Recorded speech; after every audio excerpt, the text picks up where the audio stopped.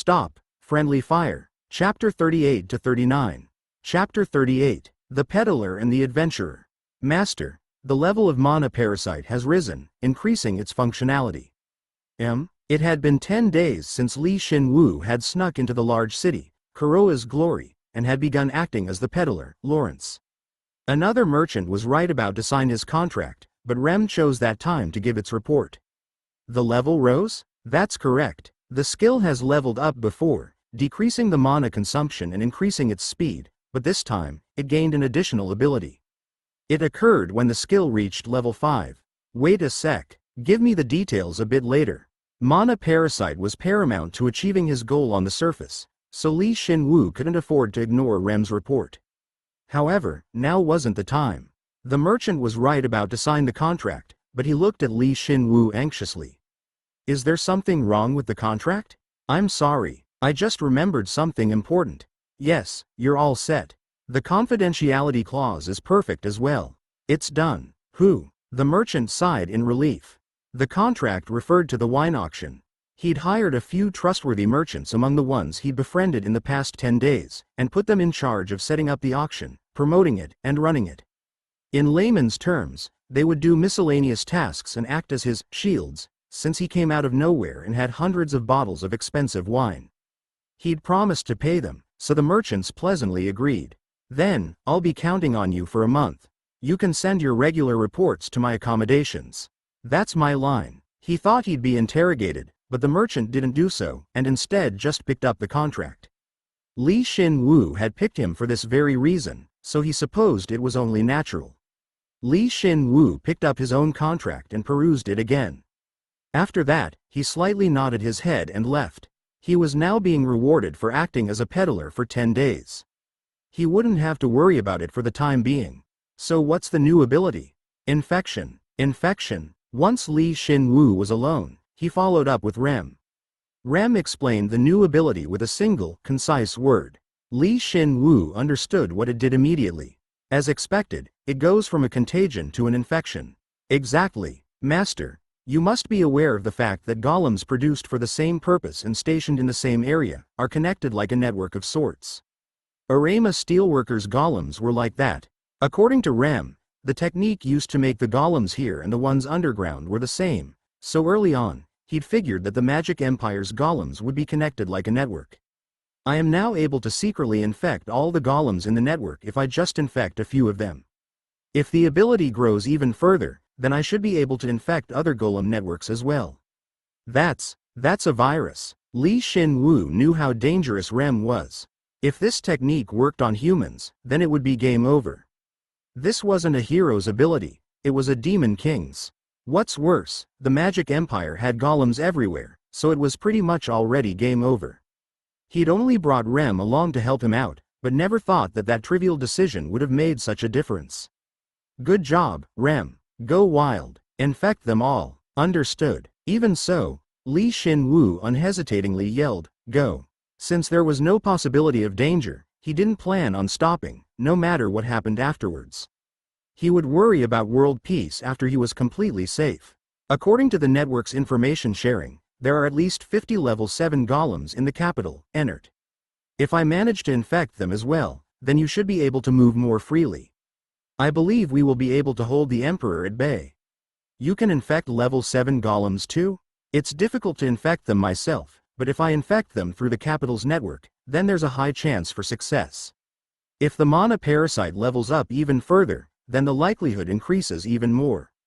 What are the chances the Emperor finds out? No one will find out about the infection. I assure you. Good. I'm counting on you. I will begin right away. After it finished its report, Shin Woo thought that perhaps Rem, out of all of them, was the busiest, but for some reason, decided to ignore it. Since he was doing his best too. Why do you keep looking at me? I wasn't looking. Shin Woo led his sharp-witted pack horse and hit the road. He'd gotten rid of all his useless items in the past 10 days, so he needed a new supply, but because he wasn't a real merchant, he didn't need to buy local products. Then how would he fill his inventory? What would he fill it with? There was only one choice. We're going to clear a new dungeon. But dungeons aren't common. Including the golems guarding and patrolling this city, there are thousands of golems infected. Do you really think they wouldn't have any info regarding the dungeons? That's right, he'd learned some facts about the Magic Empire, the popular items, as well as monster and dungeon information separate from the Underground Empire. Of course, contrary to the Underground Empire, high-level dungeons shouldn't appear near places where people lived. He was sure that the Magic Empire was more expansive than the Underground Empire, so he assumed that monsters would exist up here that could increase his stats. So did you find one? There are a lot more than I expected. He'd thought that dungeons wouldn't exist near cities. However, when he actually looked into it, there was a level 5 dungeon 30 minutes away by foot. It seems like level 3 or 4 dungeons are the ones most welcomed, based on the dungeon items sold here and people's perception. A single, renowned adventurer can clear a level 3 or 4 dungeon alone, and even if they can't, they can form a party to conquer the dungeon. In other words, people who actually fight on the surface are level 4 or level 5 at best. It's like the Underground Empire. But at the level 5 mark, the danger ramps up exponentially. Normally, one would enter a dungeon one level lower than them, so an adventurer would have to form a party of level 6s to conquer a level 5 dungeon. But finding a level 6 human was in itself rare. Well, it made sense. To become level 6, one needed a total of 3,200 stats. From level 3 to level 4, it required 400 stats, and from level 4 to level 5, it required 800 stats. And from here, the amount of stats one needed increased exponentially. This was one of the reasons that one was only considered a true hero after they'd hit level 6 in the Underground Empire. That's why people conquer the lower level dungeons, up to level 4, whereas the higher level dungeons, level 5 and up, are left untouched, with only their location and level of danger shared. However, monsters continue to multiply in those dungeons if left unchecked, so they will eventually come out. If they are considered dangerous at this stage, then an expeditionary force of knights will be sent to take care of it. The high-level adventurers are also commissioned to help take care of the monsters. It's different from the Underground Empire, huh? There's an actual system in place. What's with you? You don't feel anything? The fact that there are others, besides us, who are doing their best to survive. I guess so. Shin Woo could understand how he was feeling. Compared to the enemies they'd fought in the Underground Empire, these humans were weaklings and would group up. They would sometimes fight due to their greed or work together, but they all did their best to live. He felt the spice of life from it, which affirmed that it had been a good idea to come up here. Anyway, I heard a huge expeditionary force of knights and adventurers was sent to deal with the level 5 dungeon near Kuroa's Glory, so we don't need to worry about that one. There's an unconquered level 6 dungeon 2 hours away, so let's go there first. Clang! Shin Woo was interrupted by a sudden bell sound. There was a giant bell tower in the center of the city. Armed soldiers passed by them and said loudly, "Citizens, take shelter. Monsters are attacking. It's a dungeon countercurrent." Dungeon countercurrent. What's that? Dungeon countercurrent. It meant that, for some reason, the monsters within would come out of the dungeon. The most common reason was there was limited space within the dungeon. But there were times where the boss itself would come out and take command over the group. This is something that could never happen underground. Yeah, if they leave, they'd then be infected by the curse and die. Once they realized just how different the underground and the surface were, Shin Woo and Jin were in awe. But unfortunately, they couldn't afford to be so relaxed right now. This dungeon, which was undergoing a countercurrent of monsters, should have been taken care of by the knights, but if the boss came out, then several level 6 adventurers would be needed to fight it off. Take shelter. Hurry, those who can fight, bring your weapons and gather at the eastern gate. You'll temporarily follow the adventurer guild leader's commands. What about the Lord? Did he say we could use the golems? The guardian golems are outside of the city. The policing golems are weak, so they can't do anything. Damn, find some reinforcements wherever you can. The city was in chaos. It was being attacked when Shin Woo was visiting, so was he lucky or unlucky? Shin Woo was briefly lost, but soon made his decision. Alright, this is a good opportunity. This'll be the main stage for the most powerful mercenary, K. Another alias. I had this planned from the start. The powerful mercenary who supports Lawrence from the shadows. Lawrence grows as a peddler, and at the same time, we emphasize K's strength. They'll become the most powerful combo in the Magic Empire. Though they're both me. At first, he'd planned on using K after he'd begun his wine auctioning. K would take care of anyone who tried to harm Lawrence, raising his reputation. However, a great opportunity had presented itself, so he could go wild. Shin Woo clenched his fists and discreetly activated his disguise skill. Then, Jin, who'd class changed from a pack horse to a warhorse, said a bit coldly. Shin Woo, I got it. What? This is what you mean by relaxing, right? He'd hit the mark, so Shin Woo flinched. Shin Woo quickly equipped his thick, red plate armor and tied a huge greatsword to his back. It was the evolved form of Metafal's greatsword, the LV7 Fire Dragon Scale Greatsword. He looked like a warrior that you'd see in comics. You're not having fun? Well, I knew this was going to happen, so whatever. Jin shrugged his shoulders, then tilted his shoulders to make it easier to get on, and continued. Let's think about it after killing them all. You got it, let's go. Here, in Kuroa's glory, marked the first act of the hero K. Though his actions were no different from a demon king's. A large group of monsters coming from the east has been confirmed. Without proper fortifications, the city will come to harm. The city was informed of the dungeon countercurrent through a report from the patrolling golem network, obtaining an approximation of the monsters' identities and size beyond the dust cloud. Immediately after, the golems simultaneously repeated reports and warnings. Recommend a mobilization order under Section 3, Article 2 of the City Defense Act. Warning. 19 golems patrolling the city's perimeter have been destroyed. The monsters will crash into the eastern gate in less than 7 minutes. Please prepare sufficiently. The patrolling golems were programmed to attack any monsters that approached the city. They reported and simultaneously attacked the monsters, but they weren't able to fend them off, as they were only level 4 while the monsters were level 5 or higher. They had only slowed down the monsters by about 3 seconds. Kook, Kihuik, hey, wait a second. Isn't that a human? Quote exclamation mark question mark. Stop, let that guy in. At the ring of the bell, the soldiers situated at the top of the walls closed the gate, too late to respond. But then, right when the gate was about to close, someone just barely rushed through. All of the soldiers inside gripped their spears and prepared for any eventuality, but the man had fallen flat on his face. Healing, please heal me. Although he had a huge hole in his stomach and his entire left arm had been ripped off, he'd somehow managed to stay alive. The soldiers looked on in awe, as he'd survived with such grievous wounds. Only one soldier realized who he was.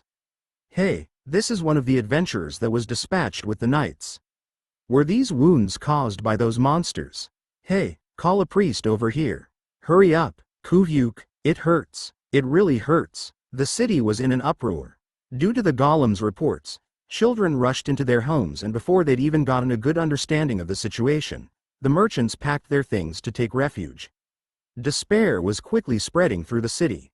Kook, Keuk, report, adventurer, what happened over there? The guard captain ran over, followed by a priest. The adventurer groaned in pain and couldn't answer the guard captain's question. But once he had undergone proper treatment, he explained what had happened whilst crying. There was a trap inside the dungeon. It was simple. The expedition had gone well until the boss room.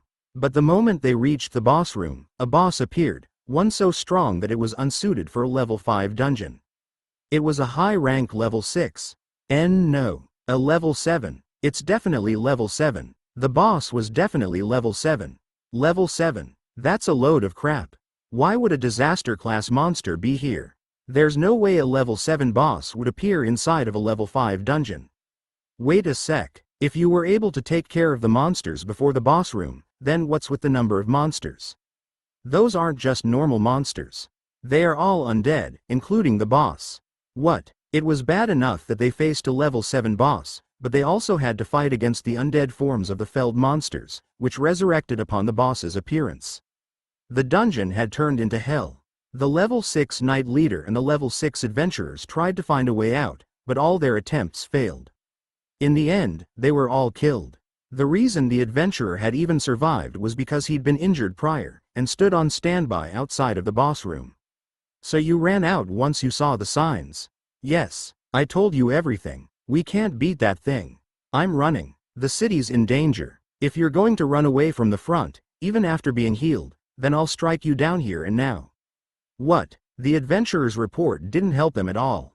Although they knew what was happening now, they didn't know how to deal with the monsters or what the cause of it all was. The monsters continued to get closer and closer, yet more and more people were giving up.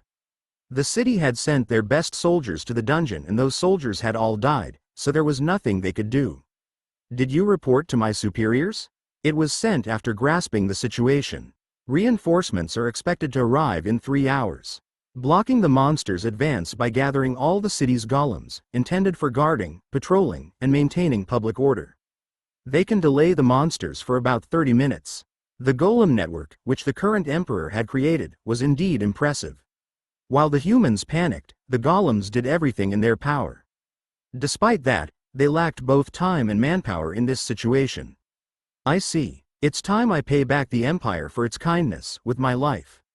The Eastern Guard captain, level 5, a 37-year-old bachelor, silently muttered and gripped his greatsword.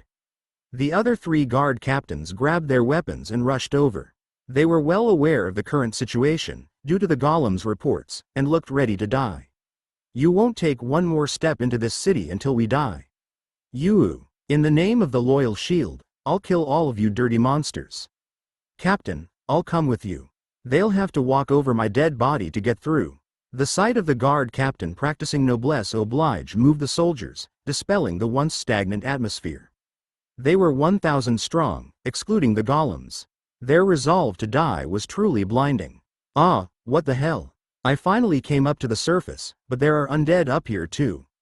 Whereas Shin Woo, who couldn't empathize with the soldiers, ascertained the situation and frowned. He'd come to the surface, yet he had to fight against a dungeon countercurrent of monsters, which were all undead. There's only so much you can disappoint someone. Shin Woo, we're almost at the gate. Okay. The city was in chaos, so no one cared that a huge warhorse was running across the road. No, they probably didn't have the time to even care. The situation was great for Shin Woo and Jin. Good, let's go. Hup. Jin sprinted forward and leapt up before they hit the gate. The walls were only 5 meters high, so Jin didn't even need to create the springs through steel heart. With just a battle cry and a light jump, they were able to pass over the wall. What? No way. They're flying. They flew over the soldiers, who were nervous from the approaching monsters, and landed safely onto the ground. The guard captain and his soldiers glared at them from atop the wall, but Shin Woo didn't worry about them. He just cool-headedly looked at the monsters. 6,000? No, there are about 7,000 of them. The boss is all the way in the back. He gripped his greatsword with one hand and checked the boss. Although it was all the way in the back, the 4-meter-tall boss was overwhelming. There were horns atop its goat head and it had the muscular body of a giant. It truly looked like a demon, but with its skin turning pale from the undead transformation, it looked even more sinister than before. It was LV6 Mad Goat Ghoul. What the hell? Once he'd checked the boss's name and level, Shin Woo looked back with a sharp gaze. Although he was wearing a helmet, the soldiers felt his killing intent and stepped back while uttering HIK. However, the adventurer that had informed them of the boss wasn't atop the walls. Well, he was a coward, so there was no way he'd have gauged the boss's level properly. Shin Woo, calm down. We've been fighting so many strong opponents lately that I'd forgotten too, but level 7 elites aren't supposed to be that common. It wouldn't be so bad if I hadn't had such expectations, but... Sup. I guess it can't be helped. A monster, which wasn't supposed to be undead, had come out of the dungeon, and monsters that should already be dead had come back as undead. That was the current situation he was dealing with. He didn't know the specifics, but it probably had something to do with the curse, so Shin Woo's main priority had to be figuring out how the curse had spread to the surface. Then let's play, just as we planned. It doesn't seem any different from what we normally do, but... I'm going. Jin dashed forward without a signal. The approaching monsters saw them coming, and briefly flinched. However, these undead-turned monsters would have no way of ascertaining Shin Woo's skill, so they immediately surrounded him. Oomph! Shin Woo forcefully swung his greatsword, which unleashed a barrage of flames, and the monsters melted away. As befitting of an undead core, without any knowledge of strategy or how to use the land to their advantage, they were grouped up in a single spot. His last attack had burned dozens of them to a crisp. Kahawk! Keek, now for the second one. The undead instinctively felt fear and shrank away from the blazing fire, but Shin Woo took that opportunity to swing his greatsword again. It looked crude, but nonetheless, his swordsmanship was incredible, as he quickly swung his greatsword at any enemy within range of it. It was only possible because he possessed bursting thunder, which would increase his skill in any weapon. Critical hit. Ooh, let's widen the range this time. Shin Woo, are you just going to keep burning them like this? You have instigate, and you could use bursting thunder or bone armory. Jin. The monsters realized how dangerous he was and ran away in fear. However, Shin Woo spewed flames from his greatsword once more and quietly spoke. I'm the greatest mercenary, K, who uses a fire greatsword. Oh, I see. Jin understood. Using instigate to temporarily bring the undead to his side or creating bone weapons to cut or explode his enemies was Paul Zero's specialty, not K's. However, using bursting thunder to burn a large quantity of enemies with his greatsword was. He decided to use only his greatsword, so that no one would discover the connection between the two. So he's looking far into the further and acting accordingly. Yeah, I'll just give up on understanding what he's thinking, like I always do. While Jin resigned himself like usual, Shin Woo charged everywhere and burned the undead. With one swing of his sword, he would burn 50 undead. It would only take 3 seconds to withdraw his sword and swing it again, so he could burn 1,000 undead in 1 minute. Though his calculations sounded like a joke, it was the reality, so there was nothing he could do about it. He faced the undead army head-on and after only 3 minutes burned half of the original army. I will put my life at stake. To protect the Empire. The guard captain, as well as his soldiers, had been ready to die for the Magic Empire, but seeing Shin Woo tear through the monsters, they felt relieved, as well as a sense of discomfort that they couldn't understand. However, there was no way Shin Woo would know that. After all, these guys were weak, so they wouldn't have been able to do much. On the other hand, there were also soldiers within their ranks that were in awe of him. That guy's a monster. He's not a monster. He's a hero. A hero has appeared. How can he burn so many undead? Huh, now that I think about it. A soldier, who watched vacantly as Shin Woo rampaged with his greatsword in hand, spoke of a rumor he'd heard just a little while ago. I heard that a central pillar of the sun god temple had collapsed. I heard that it was caused by the sun god's rage, but perhaps that wasn't true. Perhaps it was a revelation that the sun god was sending us a hero. Ooh, Shin Woo wore red armor, wielded a greatsword tinged in flame, and swept away the undead, so it was only natural that they thought he was the sun god's hero.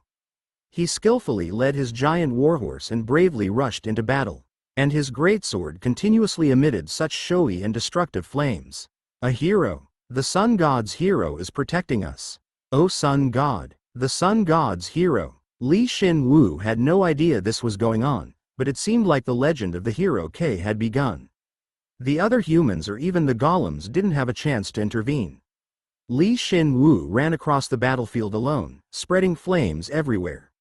His greatsword's flames wouldn't abate until its targets were burned to a crisp, and he, like the flames, continued to burn bright, regardless of the magic or stamina cost. But that was only natural. No matter how much he looked like a human, he was undead. So he would never tire, and his magic. Good. This ability's the best when handling elemental power. When Shin Woo reached level 7, he became able to influence the ambient mana. It wasn't the same as the level 8 Archmage, Theotane von Selden's ability to dominate mana. But befitting his title of a breathing bone joker, he could influence nearby mana whenever he expelled mana, as if breathing. And the longer he used that ability, the quicker he could influence the surrounding mana. By now, he could influence a huge area. In other words, it would take some time to power it up, but if given enough time, he could even take on a level 8. At least in terms of controlling mana. And if the element itself becomes a medium, then that speed increases significantly. His mana made flames infected the ambient mana, which in turn, created new flames. Of course, he could absorb those flames with his absorption ability and revert them back into mana, but Shin Woo wasn't actually using up any mana right now. It would be different if he were using an extra-large skill, but simply creating flames with the fire element would barely leave a mark on his magic. On the contrary, he absorbed the flames that came back to him, ensuring that he had almost a full tank of magic. Although he'd caused this, it was almost scary even to him. It's become a sea of flames. Jin, the boss is coming. He'd fought for only 3 minutes, yet half of the monsters had been annihilated. There's no way the boss wouldn't notice that. The boss looked at Shin Woo sharply and soon began to run towards him. Bah, goo, that thing's making the same sound you make. Hey, isn't that too harsh? The mad goat ghoul, surrounded in flames, took a single step and cried out, as if it had just stepped into hell, and then charged through. Its cry released a magic resembling death. It spread throughout the entire area, and simultaneously strengthened the undead and weakened the living. Unfortunately, Shin Woo wasn't living, so it hadn't affected him at all. The darkness of death is permeating the area. The darkness element, or is it only a fraction of it? Those who it shares its identity with, or in other words, those it's connected to are strengthened while it simultaneously rebuffs those it's not connected to. A very complicated buff skill. Though it's probably using the skill without even knowing it's using the darkness element. But the problem was that the monsters which had transformed into the undead inherently possessed the darkness element. If this were normal, then there should have been some sign of their transformation. Because the mad goat ghoul possessed a skill powerful enough to affect the entire dungeon and change all the monsters into the undead, it had skipped all of the intermediate steps and went directly to the result. Bah, Kiheek, Queek. There was another problem. The mad goat ghoul's resurrection.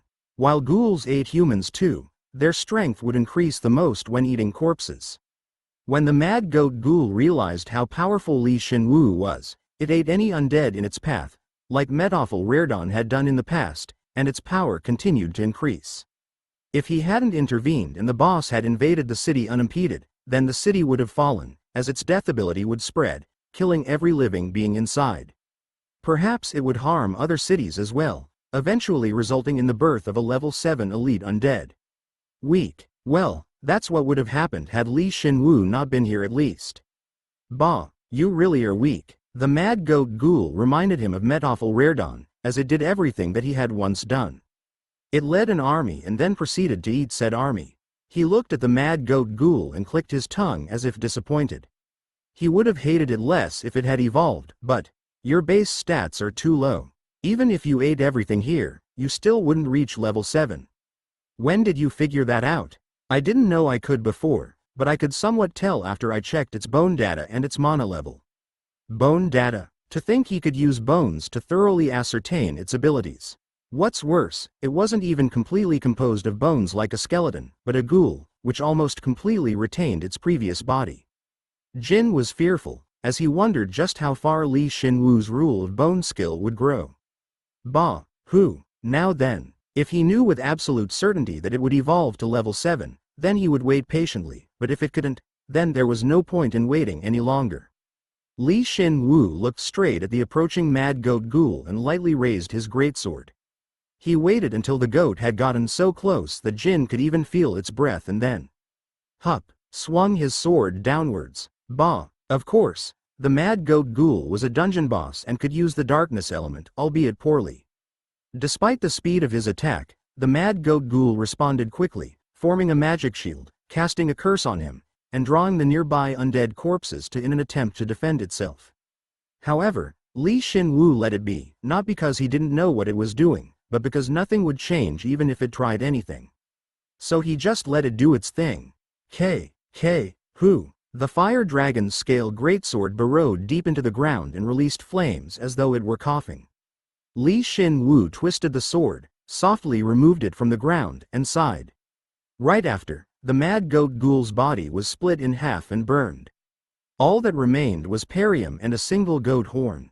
The horn emitted a dense concentration of darkness, so a magician researching the darkness element would find it valuable. But to Shin Woo, who could already use high-rank darkness, it was pointless.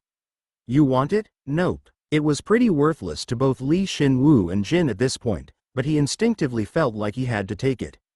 Was it because he was Korean? He picked up the black goat horn, stashed it in his armor, and raised his head. All of the undead were looking at him. I thought it'd turn out this way. Beast-type undead lack brains. When the boss was killed, the undead temporarily stopped moving. Since the boss, which had a clear goal while commanding them, was gone, they had lost all motivation to move. All that was left of them were their undead instincts. The instinct to curse, but also yearn for the living. They foolishly gathered around him, like honeybees to a flower, without realizing that the fragrance of life he emitted was a ruse. The underground's undead are better. They know how to recognize fear and run away. Shin Woo clicked his tongue and stabbed his greatsword back into the ground. At that moment, a huge amount of flames spewed out from the blade, covering the land. Hundreds of monsters were burned all at once, and then even more.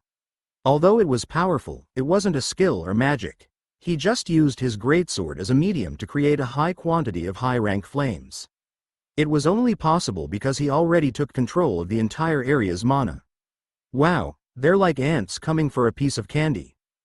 What was even more surprising was that the undead continued to throw themselves into the flames.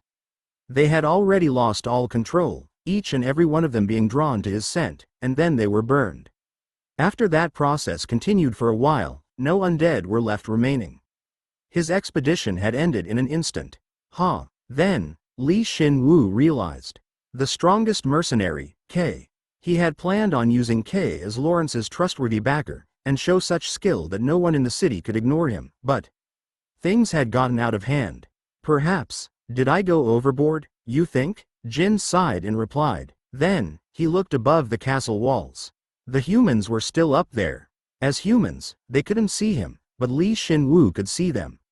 They looked at him as though he were a god. What are you going to do about that? At this rate, they'll start worshipping you. Faith doesn't come so easily. If it did, then pseudo-religious leaders would be out of business. Well, it's a lot different from my original plan, but this isn't so bad. I gained quite a bit from acquiring the golems, so I suppose I can afford to make my plan a bit more aggressive than before. After showing such overwhelming dignity, there was no way he could just leave and say, "I'll be going now." Interested parties from the city, and even humans in high positions may come and find him. It might feel burdensome, but the amount of information and goods that he could obtain would increase immensely. There is one thing that worries me. The Emperor of the Magic Empire, who plain told me not to approach under any circumstances. He decided that it wouldn't be such a bad idea to meet with distinguished figures to obtain information on the Emperor. Nothing ventured, nothing gained. I can't let it be. I need to be more active, if for no other reason than to figure out what that damn god is thinking. Well, if the worst-case scenario does happen, then I can just sacrifice a life and run. It's hard to use the blessing of death here, so let's not. But death energy is scattered all around. Charge it up while you still can. Now then, I'm going to collect the loot now. Shin Woo used Rule of Bone discreetly so that the humans atop the castle walls wouldn't notice, and drew all the perium, as well as the bones, towards him ASAP. He collected the loot within 10 minutes, which was kind of funny considering the fact that it had taken longer than the battle. The sun god's hero. Hero. Jin collected the death energy and Shin Woo the loot. By the time they were done and grouped back up, the humans, having confirmed that it was safe, began to exit the gates one or two at a time. They gazed at Shin Woo with bright eyes and shouted something, which was something Shin Woo had heard before. The sun god. To think that the sun god still loved the magic empire this much. 1. Let us thank the sun god for sending us a hero. Sun god's hero, please come this way. I would like to hear your name. The guard captain of the eastern gate stood at the forefront and exclaimed. Shin Woo had never heard of the sun god's hero before, but he was sure that they were referring to him. Shin Woo briefly thought about how he'd deal with this new title, but soon organized his thoughts, grinned and said. Good, so you know who I am. Indeed, I am the hero, K, that was sent by the sun god to help you. Hey, his current identity was already a pain in the ass to deal with, yet he still had the nerve to make such a lie. Jin cried out, but Shin Woo didn't let it worry him at all. If other people were to misunderstand and make up a great identity for him, then there was no point to straightening it out. Oh, by the way. As per God's command, I formed a contract with Lawrence, the peddler, so keep that in mind. The peddler, Lawrence. So that extraordinary man was supported by the sun god. All hail the sun god. The misunderstanding had spread, and no one could handle the situation. Li Shin Woo felt how chaotic the situation had become and nodded his head in satisfaction.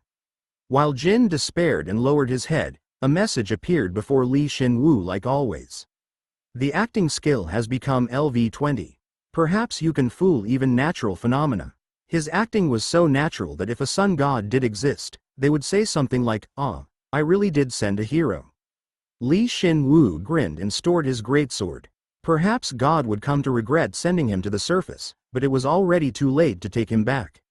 2 weeks had passed since the dungeon countercurrent. During that time, the peddler, Lawrence, had cemented his position in Kuroa's glory because of the sun god's hero, Kei's influence. Li Shin Woo fearlessly advanced again and again, and was able to buy a villa once used by an aristocrat with good terms, became able to buy, sell various choice goods from the Merchants Guild, and was even authorized to open his own shop. These benefits were supposed to be unattainable by an unknown stranger, yet he had been given them. It made him wonder why he'd worked so hard, struggling with his acting and instigation skills thus far. He couldn't call himself a peddler anymore. After all, he was far off from a regular peddler now. They're helping me so openly. They're accepting me, even though they know I'm suspicious. That just tells you how much they want Kei's power. Li Shin Woo showed off his goods on the display stand outside his store and muttered leisurely. It seemed like he'd just settled down in his shop, but he had bigger ambitions as a peddler. In 2 weeks, he'd sell the wine in the auction, and after that, he would go to the next city, the capital, and sell his goods there. He wasn't going to take it slow and start from the outer cities as he'd done in the past. Even when he was relaxing, it would be the climax of the story. Aren't they using you as bait to get to Kei? Since it's better to keep someone in one place than letting them go around wherever they please. Jin, you're a lot smarter than I expect. Hey, wait, I didn't say anything. It was all my secretary. Jin, who was tied outside his shop, asked a good question, but then bit off some of Li Shin Woo's hair and nibbled on it. Li Shin Woo realized that having his hair, which was created by his disguise skill, ripped off his head, was incredibly unpleasant. However, Jin was right. A powerful individual could become a blessing or a curse. The emperor, or his followers, should have heard the report by now, so the reason they'd let him be for 2 weeks was likely to mobilize someone who could actually contend with Kei. I'm looking forward to their response. Will a level 7 pop up, or level 8? Depending on who they send, I can estimate how strong the Magic Empire is. I don't think they'll send a level 8. Well, that's not necessarily true. During these 2 weeks, Rem had been traveling across the cities and brainwashing the golems. Once its mana parasite had gained the infection ability, its brainwashing speed increased, and the golems in several large cities were already under its control. The information he gained from them increased significantly, and he was able to extract info regarding the Magic Empire's main force. Listen, but don't be surprised. You might have already guessed, but those bestowed with the title and power from the Emperor are known as the 12 Generals. Apparently, they're not so different from the underground empires. That means level 8s may exist here too. Hey? For a moment, Jin didn't know what Li Shin Woo was talking about and looked on vacantly. The 12 Generals? He'd thought that term was only used in the underground empire. However, the Magic Empire used the exact same term. That meant, Shin Woo. Do the Magic, Surface, Empire and the Underground Empire share the same name? Ding ding. As expected, Jin could be pretty smart when he wanted to be. Li Shin Woo nodded his head in satisfaction and continued. The name of the Magic Empire is Haida. It's exactly the same as the Underground Empire's name. Wait a sec, which one came first? That's unusual. You're quite sharp today. You go straight to the point. You know, it's all because I've stuck around you for so long. I guess you're right. Which came first, the Magic Empire or the Underground Empire? The answer to that question was a lot more important than it might seem. When God had first summoned him, she had called it the Empire, Haida, which had flourished underground. That meant there was a chance that humans born underground had created the Underground Empire. But unfortunately, humans originated from the surface. I wasn't sure, so I used every means available to me, and found that humans were indeed born on the surface, not underground. Then, we can assume that the Empire was once whole, but was split due to some unknown circumstances. One side must have gone underground. Bingo. Exactly. It was the shocking truth, but it didn't really mean anything to him. The history wasn't what mattered, it was what led history to go down that way, or the cause and effect. Think about it, Jin. No matter how wide the underground may be, do you really think that people would voluntarily live down there? Nope. Although the empire flourished underground, do you really think they could live as naturally as those on the surface? Exactly. There's no way they'd be able to. So, let's modify what you said. The empire, which was once whole, split into two for some unknown reason, and one side was forced to live underground. The two heroes daringly and extremely naturally figured out the truth. Once he came to the surface, he knew he'd figure out the truth eventually, but he couldn't do anything about the bitter taste. To think that the underground empire that they had to defeat had such a ridiculous truth behind it. What's worse, their jobs didn't change, despite knowing the truth, and they couldn't do anything for the undead. They had no other choice but to exterminate the undead, just as they'd been doing. But that means we can't trust anything God said to us. What about the underground empire's curse? You don't think the humans on the surface created that, do you? Jin's blank eye sockets blazed with fury. Unlike Shin Woo, Jin possessed a sense of justice, so he wouldn't be able to let this go. Even so, they couldn't change what they were doing, so perhaps it would just fester in his heart. No, that's not it. The underground empire's undead. When you take a look at the attitudes of the 12 generals, who maintained their intellect, then no. But the emperor used magic to achieve immortality, and it failed. There's something else to it, something hidden. Honestly, Shin Woo had a hunch before he'd come up here regarding what that truth may be, but once he actually came to the surface, he became even more sure of his assumption. But because it was only a hypothesis without any evidence backing it up, he couldn't just say it outright. If his hypothesis is true, then he would have to sock God in the face before he felt any better. So, we have to more thoroughly investigate the surface, if for no other reason than to find out the truth. That's what I'm leaving to Rem. At the same time, Shin Woo acted as Lawrence, the peddler, and the hero K, gaining what he could from the surface. And what he wanted probably lay in the capital. Shin Woo, you're planning on meeting the emperor, aren't you? I don't have to meet him, but if need be. It might turn out that way in the end. I knew this would happen. He remembered Plain's warning. She didn't say it outright, but he'd guessed how powerful the emperor was based on her attitude. He was probably level 9. If not, then Plain wouldn't have warned him like that. Since Shin Woo could take on a level 8 now, even if he fought against Fiotane von Selden, he could come out of it alive. But I can't avoid him just because he's dangerous. Plain had misunderstood something. Although he had to oppose all the undead, he didn't need to do that for the surface dwellers. He didn't need to avoid him like the plague just because his level was high. Could the emperor even see through his disguise and acting skills? He was joking, of course, but Shin Woo thought he'd be able to somewhat trick God at this point. No matter how high their level was, so long as they were a human, they won't be able to see through Shin Woo's facade. You know, it might be fun to become one of the 12 generals in the meantime. Let's not. Yeah, I was just joking. Even I'm not confident enough to work under him and keep acting.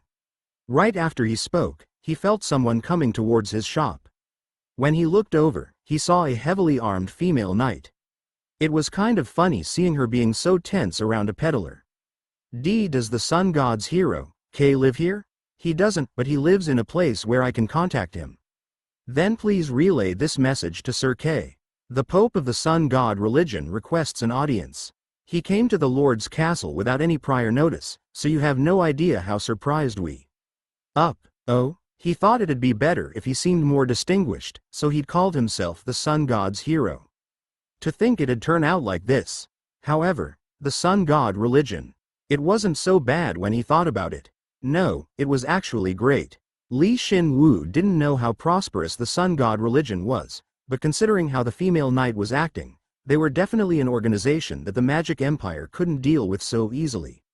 If that's the case, then he would be able to meet with the Emperor assuming a more favorable position.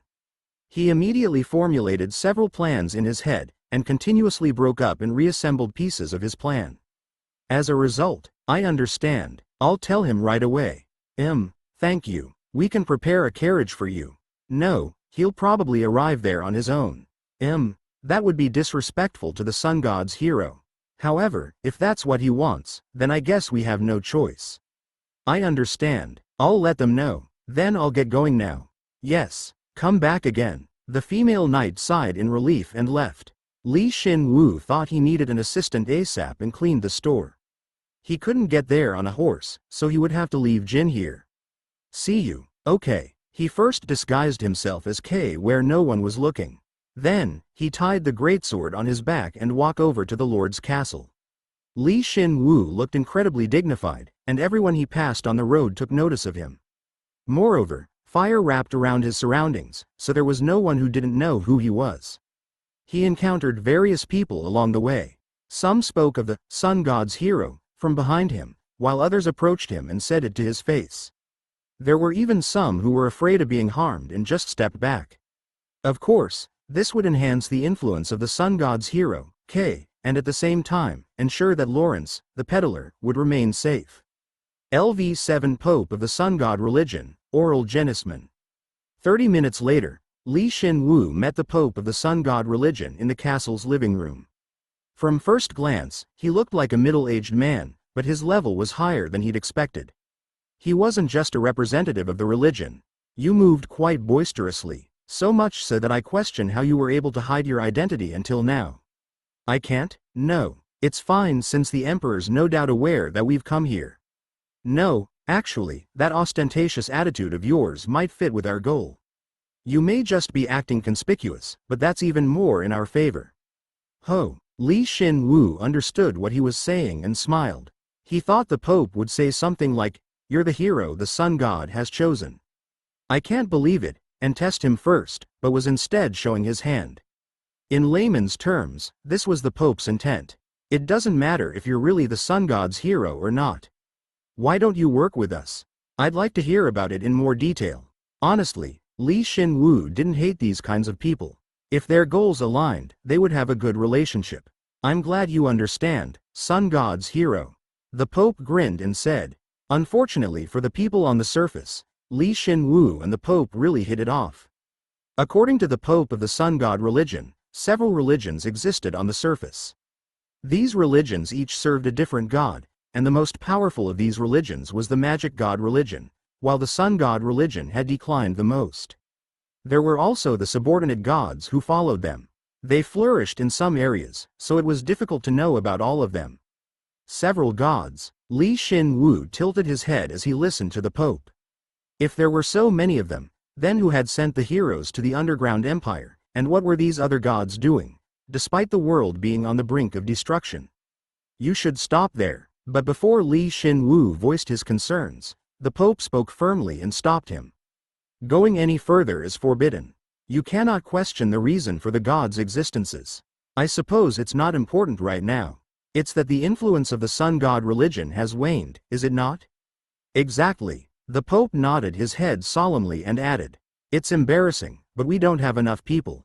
The daylight, which occupies half the day, the radiance that fosters the growth of all creation, and the fire that accompanied the birth of civilization. We lack followers, even when our God reigns over all this. I see. I was born in the countryside, so I'm not really knowledgeable on the subject. What's worse, our own followers are no exception.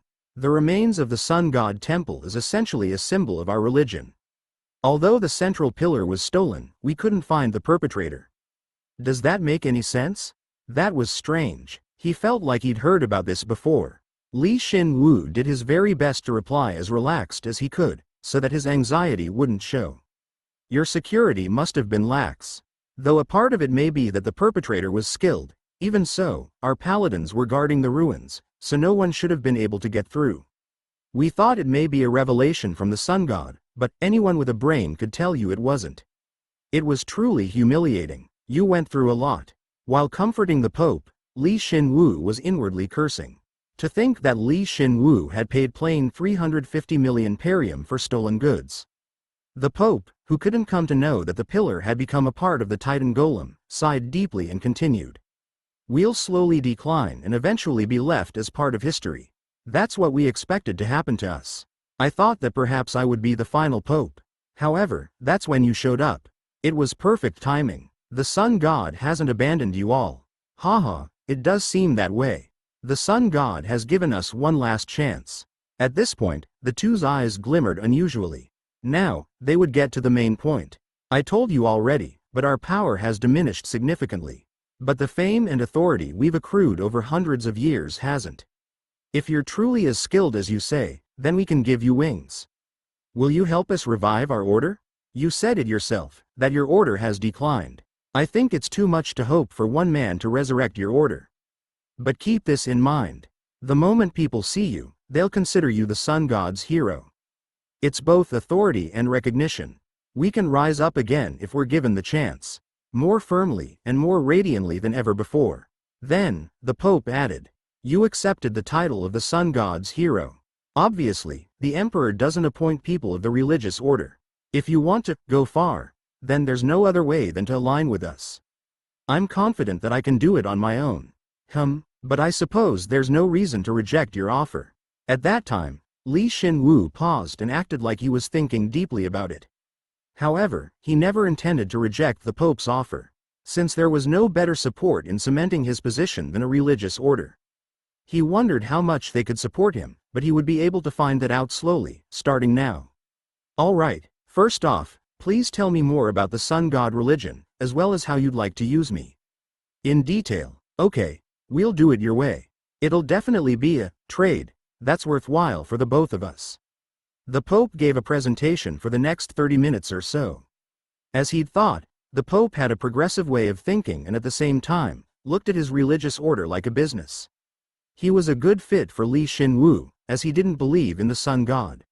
So, unconquered dungeons. Above all, the method he suggested was something that Shin Woo approved of. Exactly. In this flourishing empire, there's only one thing that concerns the public: the unconquered dungeons. If our order actively conquers these dungeons, then your name, and by extension, ours, will become more widespread. Indeed, he was right, as the matter with the dungeon countercurrent would indicate. Kuroa's glory, which was protected by the golems and possessed plentiful food and a variety of industries, was an attractive commercial city, yet had been put in danger from a mere level 5 dungeon countercurrent. The reason K had become so popular and was called the sun god's hero was because he had taken care of the dungeon countercurrent in such a short period of time. Moreover, conquering dungeons aligned with Shin Woo's quest of gaining high-level bones and becoming stronger. Rem had found a few dungeons as well, but he couldn't be satisfied with just a handful of dungeons. There are dungeons nearby that have been neglected because no one lives near them, or dungeons that have been ignored because the people around them are all dead. Those dungeons are managed by periodically suppressing the monsters that come flooding out of them.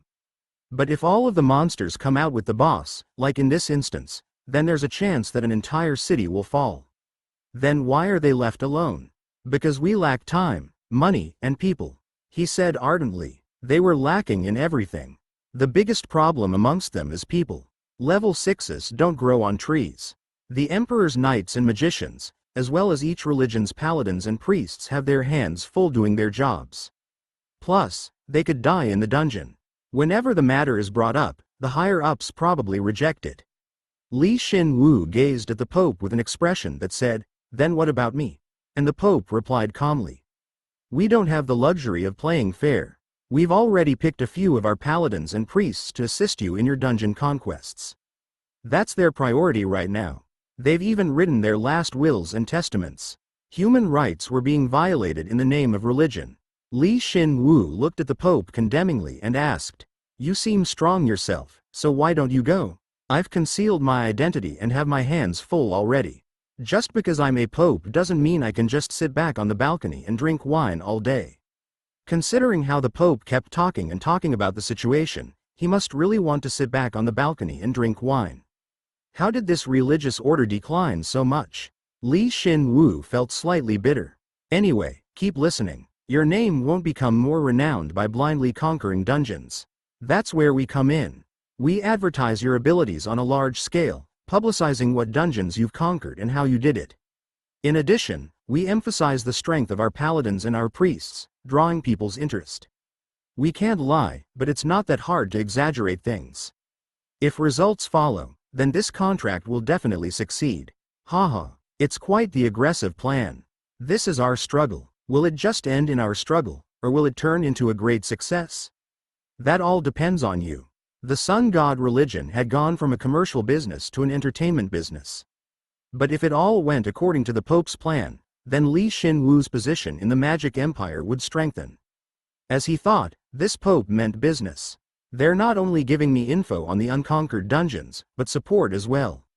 I suppose I can't say that the golems possess all the information in the empire. Alright, these are conditions too good to say no to. The plan was of the high risk, high return variety. However, Li Shin Woo had looked forward to fighting strong opponents over everything else once he came to the surface, so he could say that there was no risk. But there was no reason to tell the Pope this, so Li Shin Woo continued while acting calmly. Repeatedly attacking unconquered dungeons that are so dangerous that no one has laid a finger on them. Ultimately, the plan relies entirely on me subjecting myself to incredible danger. Besides the fame, is there anything else that I get out of this? The loot is all yours. I'd like some of the perium, but you can have it all if you don't want to give us any. I'll divide the perium amongst my team members. I'll take all the loot, but I'll give you equivalent perium in return. I appreciate it. Aside from that, there's authority. I'll give you the position that is under or equal to the Pope, the position of Saint. This title is only conferred when someone of extraordinary strength appears. Of course, I'd be okay with giving you the title of Pope, but no thank you. I can't even sit on a balcony and drink wine all day. I knew you'd say that. The Pope's voice became a bit quieter. Oh, I heard that Lawrence, the peddler, is hosting an auction. Wine, right? I wonder how great the wine could be. I'm not really asking for any. I just wanted to see how valuable the auction product would be in advance. I really don't want to drink it, but it'd be troublesome if we stake our reputation on a business selling a strange product. Li Shin Woo's expression became tepid. Is that so? This person was like plain, So this was why he had been so amiable. But since he was the Pope of the sun god religion, he was a valuable customer. He couldn't let his opportunity go. To be honest, I have a bottle on me from Lawrence. Ooh, you'll become the shop's sponsor, so I'll sell it to you at a special price. Ooh, oh, the Pope froze when he said, special price. Li Shin Woo took out a bottle of Curse Century Elemental 451 and popped the cap off. He placed the bottle under the Pope's nose and the Pope shook. It seemed like he really liked it. I'll buy it, at your special price. It's 77,000 perium, customer. Here, thank you very much, customer. Ah, there's a balcony over there. The Pope was finally able to drink wine on a balcony. After he drank the entire bottle, he decided to wholeheartedly support Lawrence's shop. Chapter 39. New party member. 1,500 bottles of Curse Century label red wine? How's that even possible? After the last mass release, there were only a few dozen bottles found across the empire. News of the auction spread quickly. Li Shin Woo would have considered it a success if news of the auction had spread to the hundreds of thousands of people in Kuroa's glory, but he had miscalculated. Was it due to the sun god religion's help? In just 2 days, the Lord and all the nobles had become aware of the auction, and by the 4th day, news of the auction had spread to the nearby cities. But the master sommeliers already took a look at them. Moreover, the sun god religion is backing it, so there's no way they'd lie. The sun god religion is really particular about their wine due to the Pope. If they're willing to sponsor this auction, then... Wait a sec, they're transporting 1,500 bottles of wine and are backed by the sun god religion. Who exactly are they? Lawrence. I've never heard of him before, but it seems like he's quite skilled. He's probably being manipulated by the sun god religion, rather than being skilled. If the auction goes well for them, then the other religions will feel uneasy. Curse Century wine had a lot more influence on the surface than Li Shin Woo had expected. Rumors had spread far and wide across the magic empire through the use of nimble-footed merchants and a communication line. At the same time, people quickly became aware of Lawrence, the sun god religion, and the hero K as well. Don't be surprised by what I say next. I hear that the Curse Century that they're selling was created after the fall of the underground empire. Wait, that means... It means the sun god religion has procured a Curse Century winery. But how? In the official announcement, Lawrence had procured the Curse Century winery's facilities and techniques, but the rumors were misrepresenting the facts. They thought that, perhaps, the sun god religion had access to the underground empire and that the underground empire may not have fallen. Most snorted at these rumors, but there were some who actually took the news to heart. It was nothing more than suspicion without a shred of evidence, but because of this distortion of the facts, it practically guaranteed that the rumors would spread even further, causing the high-ranking officials to take action. Not only that, but the other religions became curious. Ultimately, the size of the auction, as well as the participants, had swelled to an enormous size. I did want the high-ranking officials to take notice of me, but if this goes on, playing a dual role may become impossible for me. Can't you just leave it to the merchants you signed a contract with? You planned on using them as your proxy from the start. Shin Woo anguished, but then, he heard Jin's voice through the assimilation skill. Though he was tied outside of his lodgings, his voice could still be relayed through the assimilation skill. A proxy, huh? They're too weak. Shin Woo pondered seriously.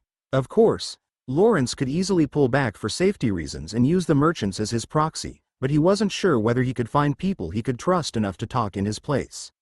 How about asking the sun god religion? I can't let them take over anymore. No matter what others think, we have to take the reins. So, Shin Woo briefly thought about it and soon made a decision. He'd already considered this before. It would be such a waste to not use the Heaven Door's key.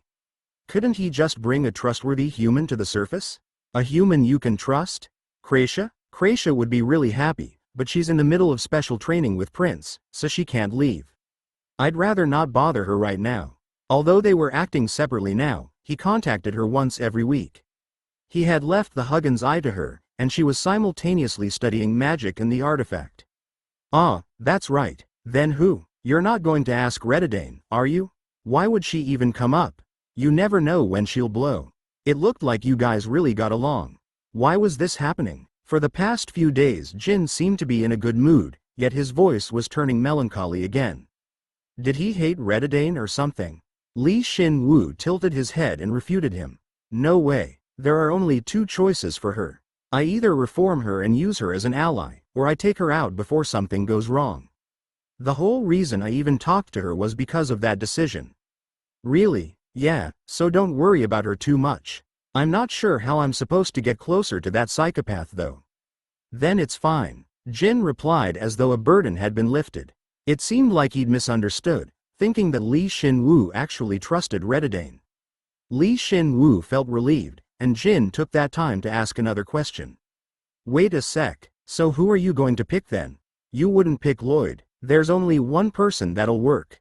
Jin. Ah, that's right, Jin. Yeah, she'd be fine. Jin must have completely forgotten about her, but Shin Woo acted like he didn't notice. It's easy to deal with Jin. She trusts anything I say, and she knows about our identities, so we don't need to hide anything from her. Remember, you shouldn't say that a woman is easy to deal with. Don't treat her pure love and faith in you as a tool. My bad. Shin Woo politely apologized in response to Jin's sound rebuttal and requested a private chat with Jin. If she wasn't fighting or sleeping, then she would immediately. Jin. Yes, Mr. Shin Woo. Fast, Jin. Your voice is still so cool. Yeah, that's why he didn't want to contact her first. She'd definitely met him when he was a skeleton, so he couldn't understand why she liked him more and more. Maybe she was romanticizing Shin Woo in her imagination more and more, so her feelings had grown. Well, that's what he assumed at least. Her feelings were so clear that even Shin Woo, who was no expert in relationships, could tell how she felt about him. However, those feelings were incredibly burdensome to him, as he felt no sexual desire. A part of him was uneasy at the thought of meeting her, and the other part hoped she would snap out of it when they actually met again. There's something I wanted to ask you. Jin. Something you'd like to ask me? What is it? Whatever it is, I'll do it. Yeah, thanks. How taxing. As he thought, his best bet would be for them to meet so her feelings for him would abate. Shin Woo hated himself for not doing this sooner and told her about his plans. Jin was obviously excited at the prospect of meeting face to face, and marked her coordinates for Shin Woo. Fortunately, he recalled passing her location, so he felt like he'd be able to get there quickly with the Heaven Door's key. Jin. I can't leave here for the time being, so please take your time. Ah, it's the level 2 danger zone, but you have to be careful on your way here. Following the hero's battle with the 12 generals, it seemed as though the undead had become more violent. If she couldn't find a dungeon, then it would be difficult for her to hunt monsters, so she was hiding for the time being. Shin Woo nodded his head, promised he'd come and find her right away, and ended the chat. Who? Immediately after, a sign naturally came out. Of course, he didn't have lungs, so no breath actually came out. What do? I don't want to meet her. She'd cry if she heard you say that. But I guess I have to go anyway. I'll leave behind a simple message here for now. They were currently living in a house they'd bought within Kuroa's glory. A week after he'd signed the contract with the Pope, they finished their first expedition. The conquered dungeon was simple. It consisted of mostly level 5s, with level 6 elites occasionally popping up, but the dungeon had a bad reputation, as there were several monsters that could use poison or acid-type status ailments strong enough to even kill level 7 knights or magicians. However, Shin Woo was covered in flames, and those flames burned away the acid and poison. He charged through the dungeon like a bulldozer and pushed his way through from the start to the finish, the boss room. All the paladins and priests did was pick up the loot. Rather than feeling dispirited, they responded with, "He truly is the one bestowed with the sun god's power," and looked at him with sparkling eyes. At latest, I should take a day, but they may come to find me before then. It should be fine if I just write that I went out with Lawrence for a bit. They might misunderstand if you write that. Jin didn't explain any further, so Shin Woo didn't change his message and stuck it to the front door. Because at least 90% of the language used on the surface and underground were the same, he could write without difficulty, due to God's help. Then, I'll be back, Jin. You're going without me? Yeah, I'm pretty fast now too. I was going to bring a couple of other guys with me along the way. It might be boring, but just wait patiently for me. Hey, if you're going to do that, then at least let me out of the city. I suppose there's no danger out there since you're a veteran level 7. Alright, let's go. Level 6 bones didn't really have any effect on Shin Woo, since his stats had surpassed 10,000, but for Jin, whose agility had developed much more than his other stats, they would still have an effect on his strength, health, or magic. So Shin Woo had given him most of the bones that he'd acquired on the surface, and as a result, Jin had gotten to 8,000 total stats. Don't be late, and make sure you don't encounter another one of the 12 generals and kill them. It depends on which of the 12 generals it is, but I got it. You lie all the time, so why are you only honest when it doesn't matter? Then, see you tomorrow. After Shin Woo had left Jin to graze outside the city, if Jin knew how he'd described it, then it wouldn't end with him just giving him another rodeo. He took a deep breath and activated the Heaven Door's key. Contrary to when it was the Bone Gate, the Heaven Door's key used both bones and mana to activate. Ironically, a single activation lessened the strain immensely. Moreover, he'd acquired a ton of bones that he couldn't use on the surface, so he would be able to activate it as much as he wanted. You have become more familiar with the Heaven Door's key. 5 people can now accompany you. Nice. We're going underground. The light flashed and then Shin Woo arrived at his designated coordinates. He'd arrived in the level 2 danger zone and with his speed, he could group up with Jin in just 3 minutes. Once he'd gotten out of the tunnel of light, he quickly looked around and looked for anything that might be dangerous. Then, he nodded his head in satisfaction and moved his feet. As expected, the more I use the Heaven Door's key, the less its functions are limited. 5 people can accompany me, excluding myself, so 6 people can go through it now. It went up by 2 all of a sudden. Honestly, he didn't need it that many. He wondered whether he should have brought Jin along or not, but it was already water under the bridge, so there was nothing he could do about it. For the time being, let's keep this a secret from Jin, Shin Woo inwardly muttered and quickened his pace. He soon arrived at the entrance to a hidden cave. Jin, are you there? Yes, Mr. Shin Woo. Was she waiting for him? When he called for her, she appeared right away. Her equipment had changed since they'd last met and she assumed a pose befitting a veteran hero, but she still gave off the impression of a junior hero, perhaps because she was a girl. Her impression didn't change, but, why you look cool. Shin Woo then realized that he was still disguised in his human form. If he wanted to get her out of her shell, then he'd have to work a little harder from now on.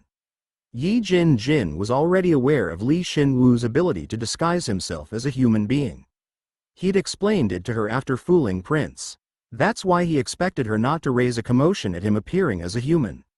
At least, that's what he thought, but, "You look exactly as I imagined, Mr. Shin Woo.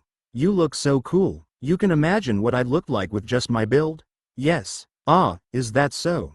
Yi Jin declared without even a shred of uncertainty, which caused Li Shin Woo to go from speechlessness to admiration. Even now, she was carefully touching his forearm, cheek or hair, acting as excited and loud as other girls her age. Although it'd be easier for him if she followed him unconditionally, it would be a pain in the ass if she clung onto him too much. He tried to cool things down by returning to his original skeleton form, but, "Kya, this form is cool in its own way. So when you become level 7, the atmosphere." Fine. I give up." On the contrary, she blushed and looked muddled. That's right, this girl was a necrophiliac. At that moment, Li Shin Woo changed her danger level to 2. One was obviously reserved for Sarah von Rededane. Is it because I left her alone all this time? She'll likely cool off after traveling with me. After all, their first meeting was both dramatic and fleeting. She was the type to fixate on her first impressions and even improve upon them, so if, conversely, he acted together with her, then her once strong impression of him will disappear. He concluded that, at the very least, it would weaken. "But Mr. Shin Woo, could I really be of help to you? I worked really hard, but I wasn't able to reach level 6. I'm still really weak." "No, that's fine. You worked really hard." Her current stats were slightly less than 3,100. Since level 6 required 3,200 total stats, she only needed about 100 or so stats to level up. Honestly speaking, Li Shin Woo was shocked at how fast she'd grown. He and Jin possessed a specialized ability that allowed them to progress quickly, but Yi Jin had nothing of the sort. "I wanted to help you. So I did whatever I could and worked hard." "Gee, good for you. So this was the power of love, huh?" He looked at Yi Jin, who grasped her hands in front of her and almost lost his nerve. She was the type who ignored everything around her. She wasn't two-faced, she was honest and wore her heart on her sleeve. To think she'd worked so hard and grown so much just to be of help to him. If someone told him that she came out of a romance cartoon, then he'd believe it. Her face was pretty too, so had her partner not been a skeleton, it would have been perfect. Even Lloyd, who's pretty much the full package, has some darkness within him. Li Shin Woo might have turned out differently had there been a young lady like Yi Jin around in the past. Of course, it was nothing more than speculation, so it was pointless to think about. Plus, he liked how he turned out, so it didn't matter. "The job I have for you doesn't really require strength. But it does require trust. It has to be someone who trusts me, and someone I can trust. You have to keep this a secret, too." "I can do that, I know. That's why I called you." First off, Li Shin Woo briefly explained the current situation he was in.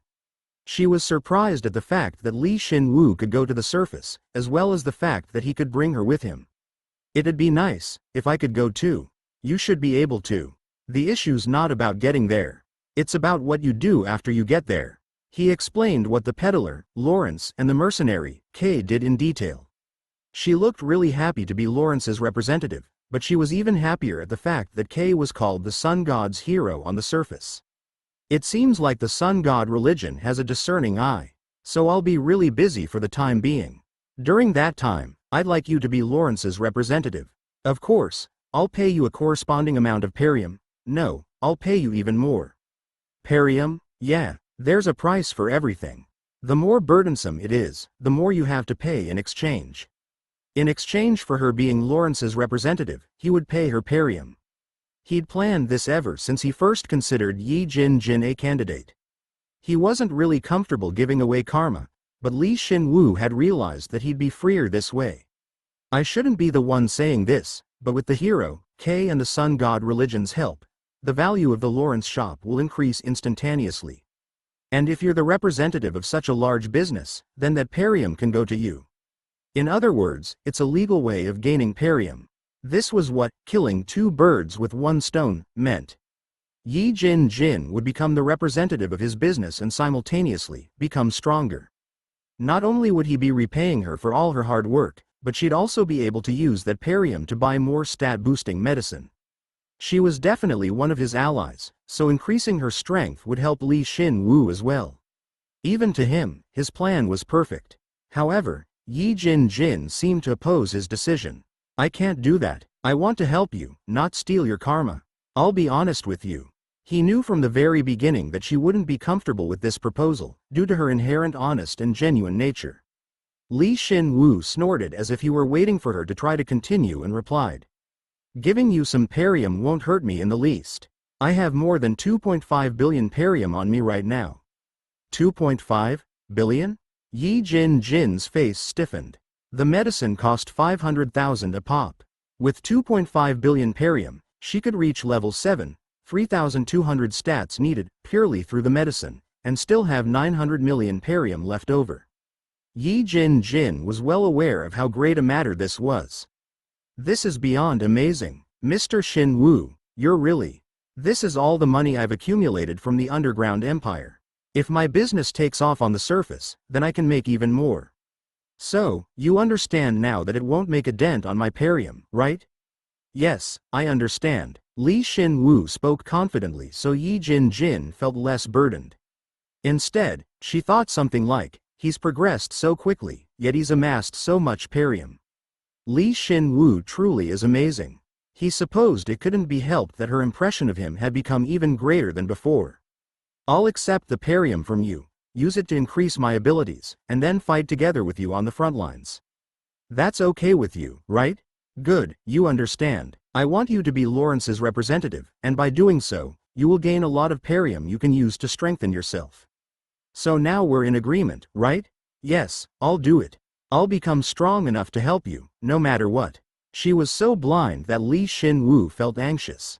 But in any case, she would follow him and take this opportunity to become stronger, so she would definitely be helpful to him. He accepted that reasoning and nodded his head. All right, we're done talking, so let's get a move on. First, we'll go visit the place where we make Lawrence's most popular item. Most popular item? Is it the wine that's being auctioned off? Did you make that yourself? Is it being made underground by any chance? Yeah. By the way, my name's Paul Zero over there. Keep that in mind. Yi Jin looked puzzled while Shin Woo smiled softly and led her. Fortunately, the Curse Century Winery wasn't very far from here, so he didn't need to use the Heaven Door's key. Before he went into the winery, he took a deep breath and opened the door. What he was really afraid of was, it's Paul Zero. Did you say Paul Zero? Kya. Once they noticed his arrival, the dryads rushed over to him like a swarm of bees. He accepted it, as though he knew this would happen, but Yi Jin saw the countless wood spirits rushing over to him and stood still. Paul Zero, you came to visit. Spirits? Dryads? Yeah, these guys are invaluable in making the Curse Century wine. Shin Woo completely ignored Cinia, who threw herself into his arms and gave kiss after kiss on his cheek and explained the facility to Yi Jin. The mystery behind this facility wasn't just the dryads. Yi Jin saw the golems dragging carts filled with grapes or rolling around oak barrels and was speechless. It really is amazing. Paul Zero, is this one of your new friends?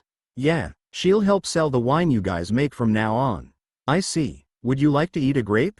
Thank you. Hee. Once she ate the grape, Yi Jin became mute once again from the grape's indescribable sweetness and sourness. It was cute seeing Cinia laugh with such a proud expression. Shin Woo left her alone and continued with his work. He collected the wine they'd created, and remodeled the equipment on the spot, creating a new facility to create wine. A facility that would create sparkling wine, the wine that would represent champagne. For some reason, sparkling wine doesn't exist in this world. Even if it did, they wouldn't be able to reproduce its special characteristic and it wouldn't taste very good. However, our grapes can do it. I don't know what sparkling wine is, but we just have to do as you say, right, Paul Zero? He'd done enough prep on the surface, so remodeling the facility wasn't very difficult. While he was at it, Shin Woo decided to expand the facility, as well as the wine storehouse. The dryads were elated at the expanded winery and flew around. Now, then, there's something important I have to tell you. What is it? What is it? What is it? He said once he was completely finished with the modifications, and the dryads responded instantly. Shin Woo honestly told them what had happened. That he'd procured a way to go to the surface, and that he could bring about 2 of them with him.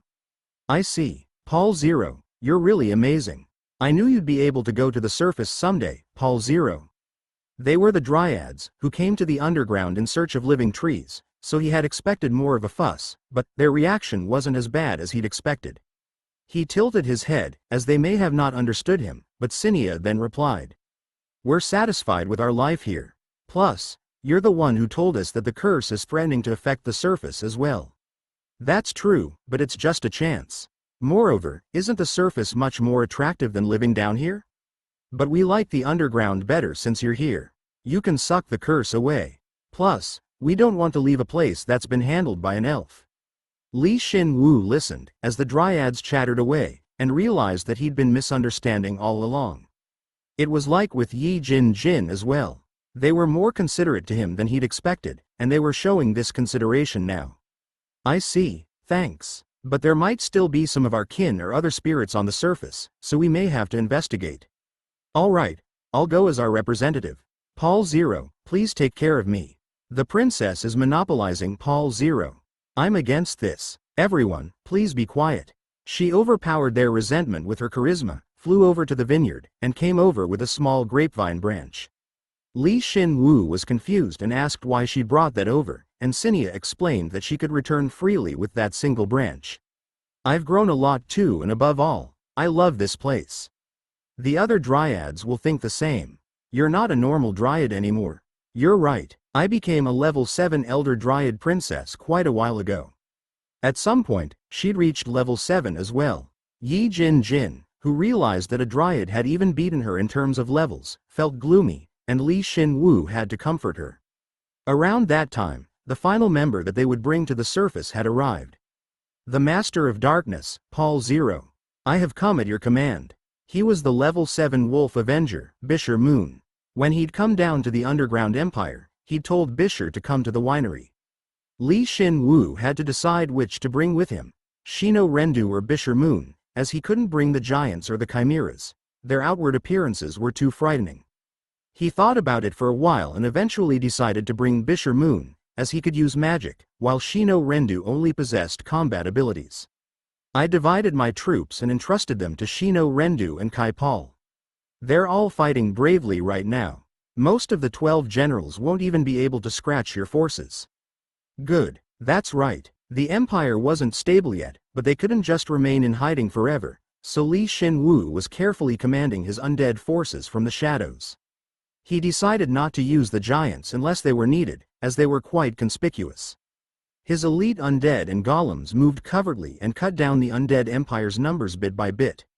If one of the 12 generals appeared, then Shin Woo could just go over there.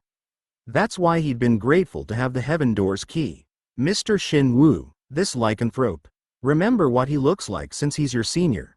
Since we're all here, let's go. He was really worried how effective his forces would be without the heaven-defying general, but Shin Woo couldn't always stick around with his troops. After he sent a brief message to Shino Rendu and the other commanders, Shin Woo created a gate to the surface. The biggest auction on the surface awaited him. Shin Woo and his party returned to the surface, and his first order of business was to take measures, e.g. disguise Yi Jin Jin, to establish her as Lawrence's representative. And it had proceeded quite smoothly. My name is Izuna. I'm Mr. Lawrence's attendant and representative. What's Mr. Lawrence doing right now? He's left everything to me, so if you have business with him, then you can just tell me instead. Ho, he's left everything to you, huh? You two seem quite close. My, I feel left out. I will proceed with Mr. Lawrence's contracts as scheduled. Please take care of me. Just a few days ago, Shin Woo thought of her as an idiot, but when he saw the sight before him, he was honestly a bit shocked. He'd trained her quite thoroughly, but he hadn't expected her to act so perfectly. This is the strength of a woman in love. She's working so hard to be of help to you. She really is amazing. Why are you being so sarcastic? Just compliment her. I'm just so touched. Her love transcends life and death. You know, that's the very definition of sarcasm. From what he'd remembered, Jin and Yi Jin had been really close, but for some reason, Jin was in a bad mood once they met on the surface. By the time he'd replied to Jin's complaints and raised his head, the merchants that had come to the Lawrence shop had all left. Yi Jin was dressed formally without any frills, wore light makeup, and her hair was tied tightly. She, who looked like a skilled merchant that had popped straight out of a novel, stared at him with unease. Was that okay, Mr. Shin Woo? Yeah, it was perfect, Izuna. When it's just the two of us, please call me Jin. Yi Jin blushed and requested carefully. As Jin had said, she looked like the very definition of a woman in love. Shin Woo smiled bitterly, and when he was about to reply, a skeleton horse's head came through the window. I'm here too, Jin. Hyuk, I'm sorry. That's not what I meant. As expected, something did go on between them, considering the bad blood between them. He wondered whether he should arbitrate this matter or not, but for some reason, he felt like he'd make it even worse if he acted hastily, so he gave up on it. Just keep acting like that from now on. You may be my representative, but you won't have to worry about the business itself. Just fool the guys that come over and you'll be fine. But still, you should give me something to do. I mean, there's nothing for you to really do. I've found some places nearby that are around your level, so go around and work hard when you have the time. Oh okay, she replied so enthusiastically that it felt as though she'd go hunt a dragon if Shin Woo told her to. Even though he felt uneasy as he looked at her, he passed over the materials he'd prepared through the golem network. Paul 0, I've planted all the trees. Ooh. Around that time, he'd even given the elder dryad princess, Sinia, some work to do. He'd wanted her to plant the branch she'd brought with her near his residence, but she said she'd make this entire area hers so that she could use her powers however she wished. If I plant another branch someplace else, then I can go back and forth. You even have the ability to make a gate.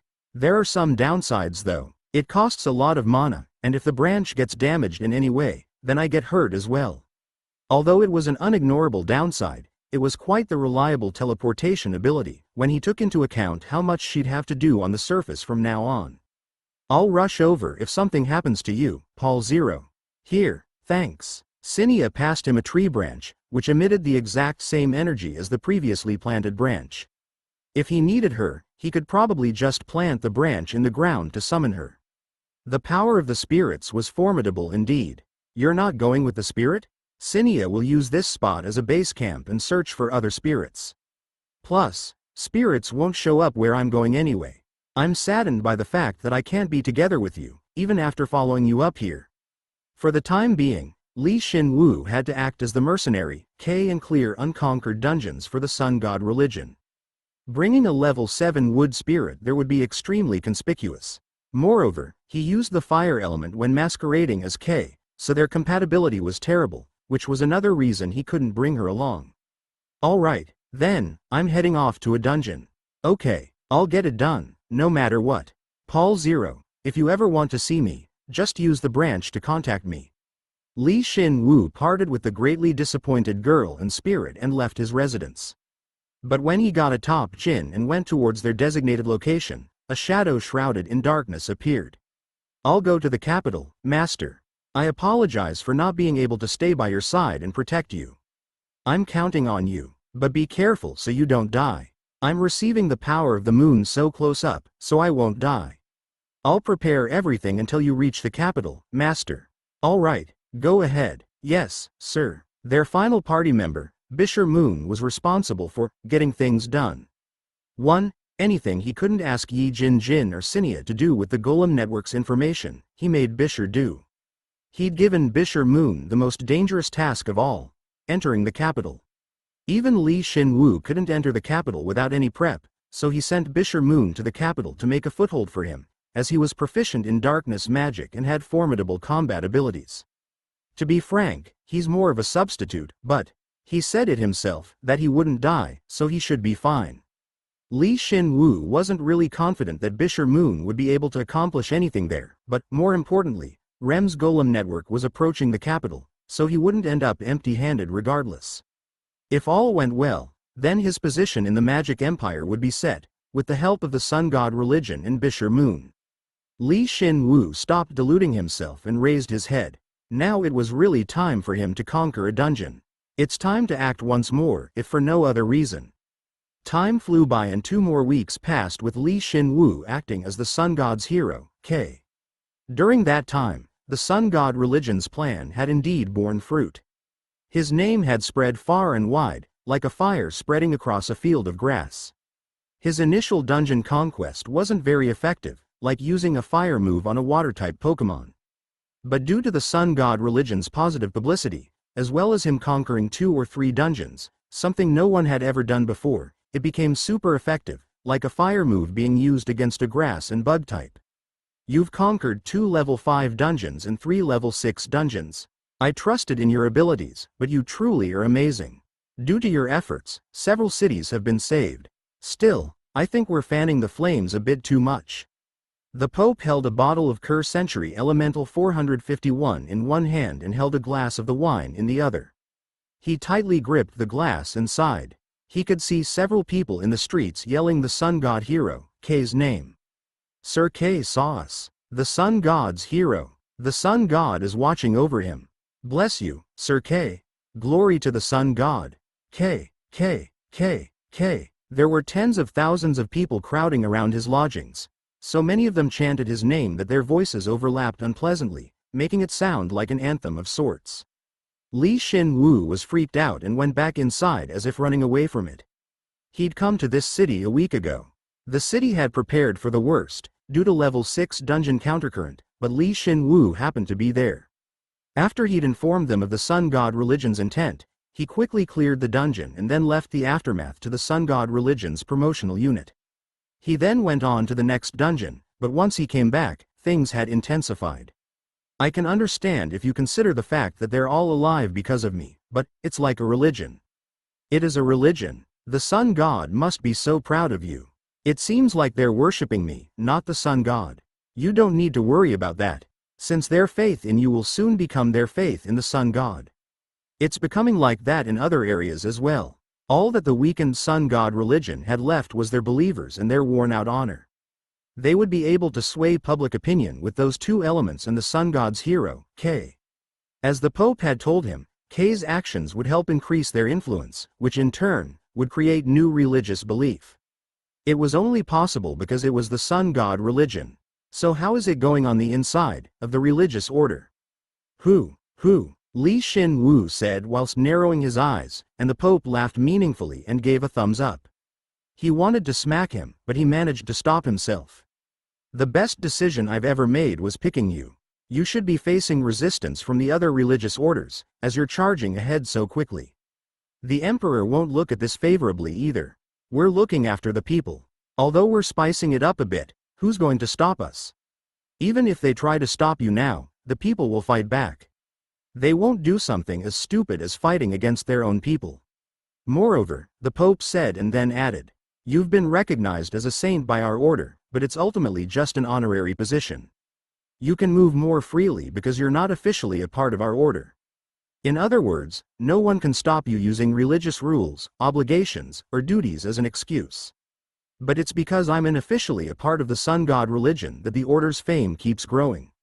Exactly. Moreover, you're a saint recognized by the Pope himself, so no one has higher authority than you. To think he got all the advantages but didn't have to take any responsibility. His honorary position differed significantly from his own understanding of honorary positions, but he didn't have any complaints. But that's too much. Do you think I can return to Kuroa's glory sometime tomorrow? Ah, now that you mention it, it's tomorrow. The Pope said nonchalantly and stretched out a hand towards Shin Woo.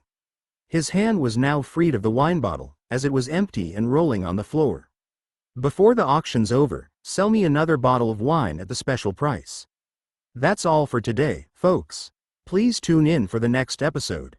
He was tired in a variety of ways, but he had to put in even more energy tomorrow. Since tomorrow was the day of the wine auction. 2 weeks later, Shin Woo returned to Kuroa's glory, and his popularity was better than ever.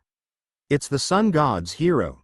I heard he's traversed half of the empire in less than a month. Is that true? Perhaps not half, but he saved several cities. He cleared 5 unconquered dungeons. Shin Woo was able to clear so many dungeons due to the Sun God religion's resources and information gathering. As Shin Woo had performed a never-before-seen feat and had returned in triumph, he did indeed look like a true hero. That man, is he really human? He must have conquered the dungeons with the Sun God religion's paladins and priests, but he's still amazing. I knew he was amazing since the first time I saw him spewing out those endless flames and burning the undead. He was indeed followed by a few of the Sun God religion's paladins and priests, but the Pope hadn't. In order to assert that Shin Woo was conquering the dungeon of his own free will, the Pope remained behind, covertly directing his troops and supporting Shin Woo. Is he level 8 by any chance? He's obviously level 8, perhaps he's even reached level 9. Hey, you can't say that. What if His Majesty were to hear you? He didn't know for sure, but the citizens of the Magic Empire spread rumors that the Emperor was level 9. And based on all the info he'd gathered thus far, there was a high possibility that the Emperor was indeed level 9. So, calling someone level 9 was considered an act of treason, as it was essentially equating the individual with the Emperor himself. It's quite unreasonable, as it's not a unique title or anything. More importantly, the undead Emperor must be level 9 if the Emperor on the surface is. When he'd first assessed Theotain von Selden's level, he assumed the Emperor would be level 9, and actually felt relieved at the news. He even thought he was lucky that he wasn't level 10. Putting aside the Emperor's strengths, the main issue is the curse. When he'd stopped the dungeon countercurrent, he felt a sense of foreboding, but of the dungeons he'd conquered this time around, half of the bosses were undead. Some of the normal monsters would transform into the undead as well. If Jin hadn't sucked the death energy from them, then the paladins and the priests accompanying them might have been affected.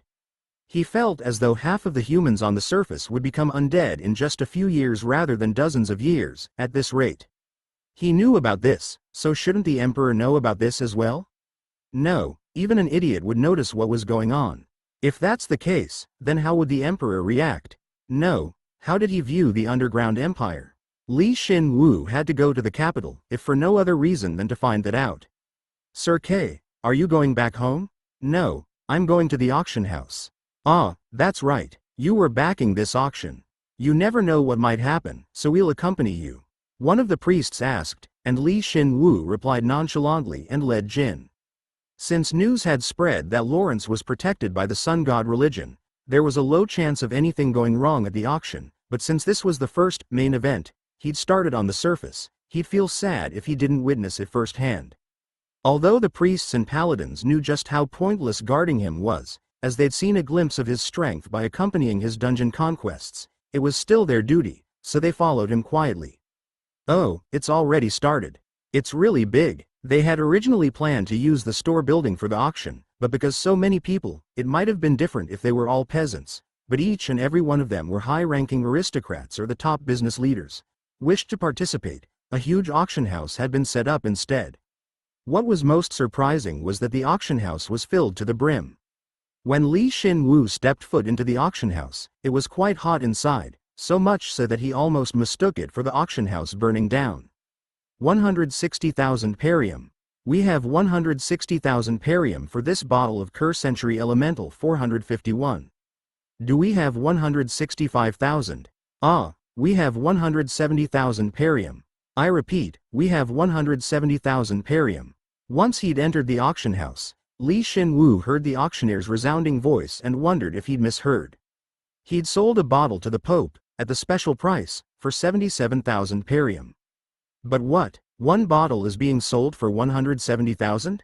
I sold 1 liter of Curse Century Delocus 395 to Plain for about 500,000 perium, so a bottle, 700 milliliters, should be worth about 350,000 perium. Well, that's accounting for the steep premium due to its age. But what's going on? Although he'd revived the Curse Century technique, he was only able to create the wine with an elf and the Dryad's help. But one bottle was being sold for 170,000 perium? We have 210,000 perium. Wait a sec, it just went over 200,000 perium. Ah, the first successful bid is 230,000 perium. Please remain on edge, there are 49 more bottles left to auction off individually. After that, we'll be auctioning off at least 10 bottles at a time, so make sure you don't lose your chance. Shin Woo had prepared 1,500 bottles of Curse Century Elemental 451 for the auction. He couldn't sell it all to one person, and he also couldn't sell them all individually, so the auction had become structured this way. He'd been worried, wondering how it would turn out, but after seeing this, he realized how effective it was. In order to buy 10 bottles of Curse Century wine, the buyer had to be extremely powerful. Following that logic, poorer buyers had no choice but to go for the individual bottles of wine. Because they had a limited supply of wine, whenever a bottle of wine was sold, the restlessness of the crowd would increase. In the end, the price of his wine increased exponentially. He'd thought it wasn't a very good idea, but it was unexpectedly quite effective. Actually, if the product was good enough, then the seller could always raise the asking price. 330,000 perium. Sold at 330,000 perium. While Shin Woo was busy thinking, the fourth bottle of wine was sold for an additional 100,000 perium. His contracted merchants had promoted the product and had even given wine tastings, but this had really far exceeded his expectations. Hey, wait a second. The last winning bidder was the Sun God Religion's Pope. He's supposed to be sponsoring this event. What the hell is he doing? Perhaps he's sponsoring the event by buying it at such a high price. While Shin Woo and the priests looked on vacantly, the auction began to heat up.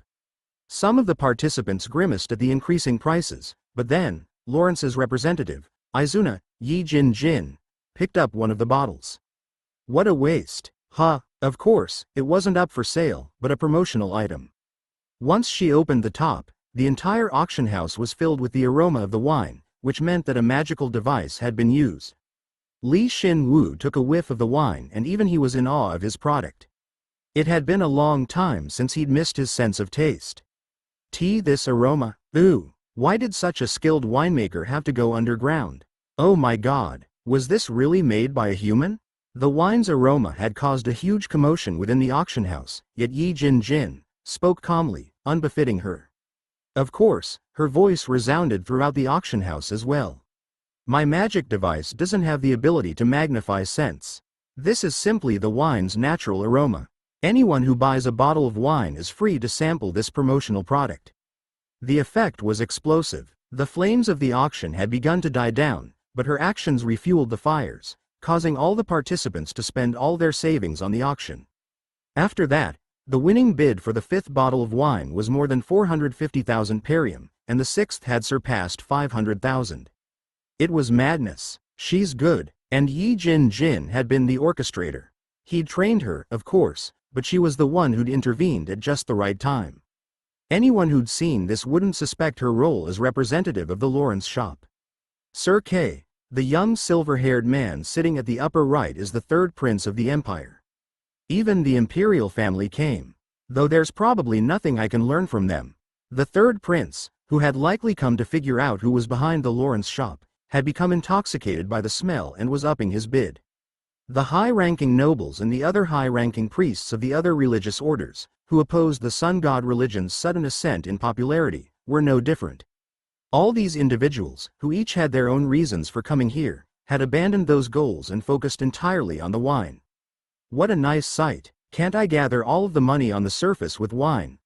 No, wait, I can get all this money without it, so why the hell am I posing as a hero? So much had happened that he hadn't expected, so Shin Woo was dumbstruck. However, the auction continued on, and ultimately, he had sold all 1,500 bottles of the Curse Century Elemental 451 for a whopping total of 670 million perium. But the highlight of the event was Jin saying, "We plan on introducing the Curse Century Sparkling Elemental next season, so look forward to it." Once she said that, the participants began to fight desperately and scheme against each other so that they could participate in the next auction. It was something worth seeing, better than anything he'd seen in the underground empire. Izuna, Sir K, I'm glad you're all right. Once the auction was over and the goods were transferred, Shin Woo found Jin and encouraged her. While they both looked after the Lawrence shop, Jin was Lawrence's representative and therefore knew she had to maintain a safe distance from Shin Woo. However, she'd managed to take care of everything quite well. Good work. You worked hard too, Sir K. She had already reached level 6 and looked much calmer than before. Perhaps her emotions had calmed down, as she knew that she was being helpful to him. He didn't pinpoint the exact reason, but he was satisfied, as Yi Jin's condition seemed to have improved. Once he'd looked around the auction house and confirmed that there was nothing amiss, he said, "You can all go now. Sir K, when will the next auction be?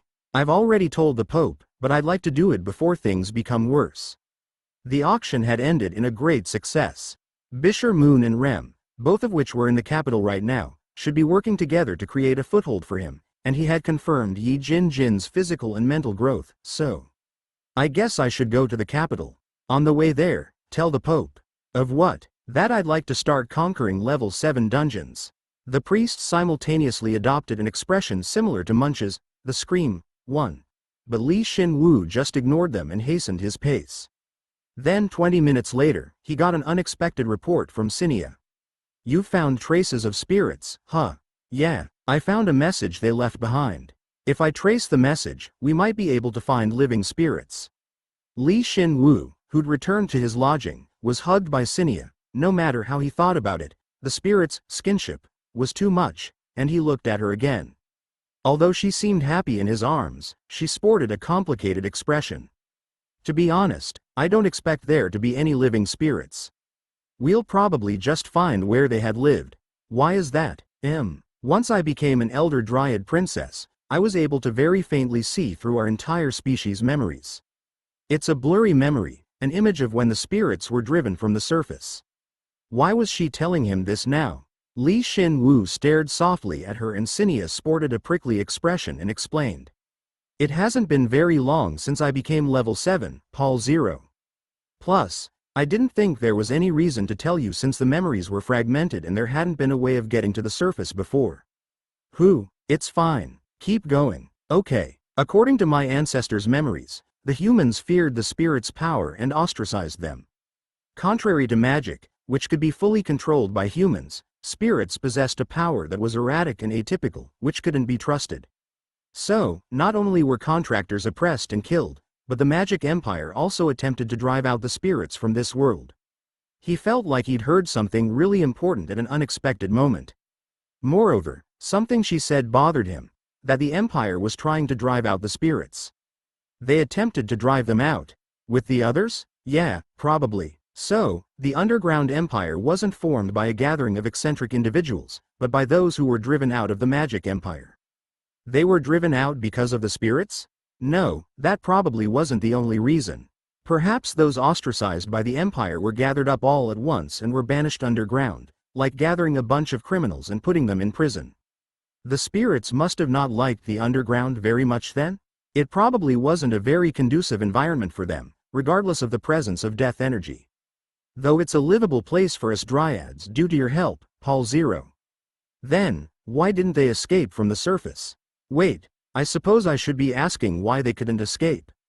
There shouldn't have been much death energy back then either. Yeah, this was the core of the matter. From the very beginning, Shin Woo didn't think that the underground empire had been formed and developed naturally. The underground empire was built by those who had been driven from the surface. If that's the case, then why were they stuck underground, or turning it around? Why couldn't they return to the surface? And if I'm right, then it's because. Now it was time to check his answer. Shin Woo looked squarely at Sinia. Sinia looked shy and turned her head away. "Don't look at me like that. It's embarrassing." "Hey, sorry, but I don't know anymore. However, I do know that the spirits and the people underground wanted to escape like you said. Even if they had to risk their lives in doing so." "Risking their lives, huh?" Shin Woo repeated after Sinia like a parrot and recalled the underground empire. Although it possessed an artificial sun, the world always seemed dreary, gray and was teeming with the undead. The master of these undead, the emperor. Did he really seek immortality? Probably not. He sought something beyond that. As I thought, I really need to see the emperor at least once, face to face. Paul 0, can I keep going? It's regarding the traces of the spirits. Ah, sure, now that you mention it, we went off topic. Keep going. He had forgotten what she'd originally brought up, as he'd been thinking about the capital, the empire, and the underground empire. Shin Woo urged her to keep going, and Sinia continued calmly. "So, there probably aren't any that are still alive, but there's a high chance that spiritual power or an artifact that contains the spirit's power resides within the place the spirits once lived. If we can, I'd like to collect those. Alright, then let's go together. You're willing to come with me. The surface is just as dangerous as the underground, so I can't just send you off by yourself. Moreover, I just sent the Pope a message, so it'll be some time before I can move to the capital. Moreover, establishing a branch of the Lawrence shop in Kuroa's Glory wouldn't take just a day or two. He'd already made various preparations with the help of the Merchants Guild, but it would still take some time before Yi Jin could fully take the reins, so Shin Woo was currently free. Thanks. I knew I wasn't wrong. While we're at it, let's go. Shin Woo and Sinia went down to the first floor. Yi Jin was listlessly sitting on the sofa. You did good, Yi Jin. Ah, Mr. Shin Woo. Ute. Once she noticed Shin Woo, Yi Jin's eyes shined and she stood up. However, she immediately sunk back down onto the sofa. She had acted like a completely different person at the auction house and it seemed like it was all catching up to her now. Seeing that, Shin Woo thought, it sure is a pain being human. Mental fatigue had a direct effect on the body. Rest up, but since you're going to taking over starting tomorrow, it'll become a lot busier around here. Ah, okay. Shin Woo couldn't just leave Yi Jin in Kuroa's Glory, since she needed to act as Lawrence's representative in the capital as well. The Lawrence shop would draw even more attention to itself, due to today's events, so she would have to work even harder in the capital. If he knew it would be this much trouble, then he wouldn't have created the Lawrence identity and would have had the hero, Kay, manage the shop instead.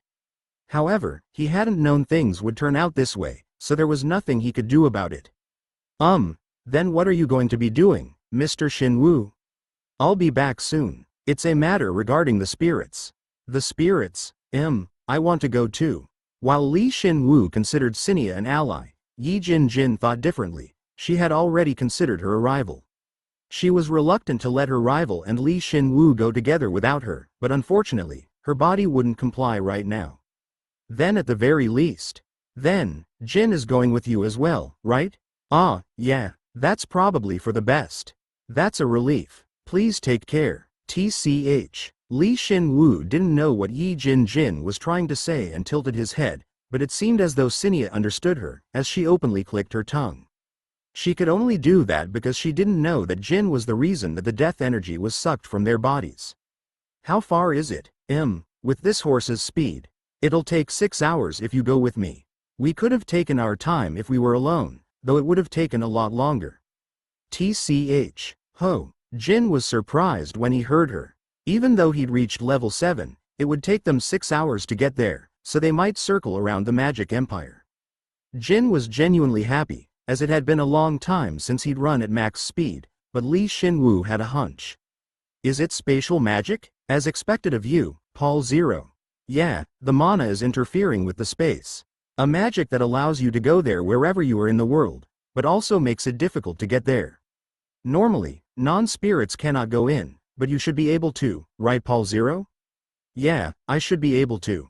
He could already create life or death energy. Imitating the spirit's mana wouldn't necessarily be easier than creating life or death energy, but he should be able to copy Sinia's mana somehow, as he'd observed her for such a long time. In addition, he'd become adept at disguising others' mana, so he should be able to bring Jin along with him no problem. Good, then let's go. We have to go to a secluded place first. Okay. They left the city immediately. Shin Woo shabbily disguised the two of them. Sinia could disguise herself. To see through her disguise, the opponent would need to be a higher level than her, or be a spirit. And it was already dusk by the time they left the city. So now what? Paul Zero. Assimilate my mana. Shin Woo matched his mana with hers. He could easily make his mana resemble hers, as he used the mana bone, mana acceleration, and even the disguise skill. In the process, Shin Woo's body shook like leaves blowing in the spring breeze, and became very slightly translucent. Oh, so a spirit's mana has this kind of effect. Paul Zero. How closely did you copy me? Sinia was speechless at the sight. Shin Woo hadn't just nonchalantly copied a spirit's mana, but he had made his body like a spirit's. It was no longer on the level of changing one's mana, he was changing his very existence. Where the hell would you find a level 7 like this? Even a level 8 or a level 9 archmage wouldn't be able to enact this miracle. Oh, I kept using my disguise skill after I came to the surface, so I got a lot more familiar with it. I should be seeing a message right about now. Oh, there it is. Whenever Shin Woo did something crazy, a skill message would appear as if waiting for that moment. But that message, like always, was shocking. The disguise skill has become LV9. Nothing is as it appears. You disguise truth as lies and show this to the world. If you succeed in fooling all, then it becomes no different from being real. Change is a form of creation. You only have one task that remains. You already know what that is. You have indirectly gained the power of a dryad, and have been approved by the world. You have acquired the high-rank earth element LV1. Magic has increased by 100. You have acquired high-rank earth resistance LV3. Magic has increased by 120. Oh, I'm not sure what it is, but you got another cheat skill, didn't you? Give me that. My bad. I don't think I can give it to you just yet. Once he'd gained a dryad's power, Shin Woo immediately disguised Jin and attempted to give him the earth element and resistance, but he couldn't, perhaps because he hadn't yet mastered the skill. He was limited to disguising Jin's mana to resemble a spirit's. It's the earth element. Since we, the dryads, rely on trees, we can only use that power through trees, but you've memorized the earth element, so you should be able to use it now, Paul 0. Yeah, I think so too. However, Shin Woo wasn't analyzing the earth element right now. He had this feeling when his disguise skill went up to level 9. I think I can fully transform into a human now. Not just the outside, but even the internal organs, a proper human. Like this? Why had been so conservative with the invisible heart, gathered so much perium, and attempted to study said perium? Shin Woo felt skeptical. Indeed, things didn't always go as Shin Woo wanted. Shin Woo had finally become able to transform into a human. According to Sinia, the spirit's road was only accessible by spirits. Shin Woo moved under her guidance, and at some point, the surrounding environment became faint, with a silver transparent layer of mana hanging under their feet. It felt like they'd entered a shimmering light tunnel. It felt similar to the giant's domain, where they were isolated by spatial magic. However, the sense of distortion was far more intense. Is it because only spirits could enter? He felt like he would either get thrown out or never be able to enter again if he was careless. Paul 0, you have to follow me. Okay, Shin Woo, are you okay? You've been strange since way back. Is this spirit transformation thing that hard on you? No, it's nothing. He's only sharp when it comes to situations like this, Shin Woo inwardly muttered. Now wasn't the time to be deep in thought and study the spirit's road. Jin was one of the reasons for that. I can fully transform into a human with the disguise skill now, but I can't use it to that extent on others yet. If Jin figures this out, then he'll be really sad.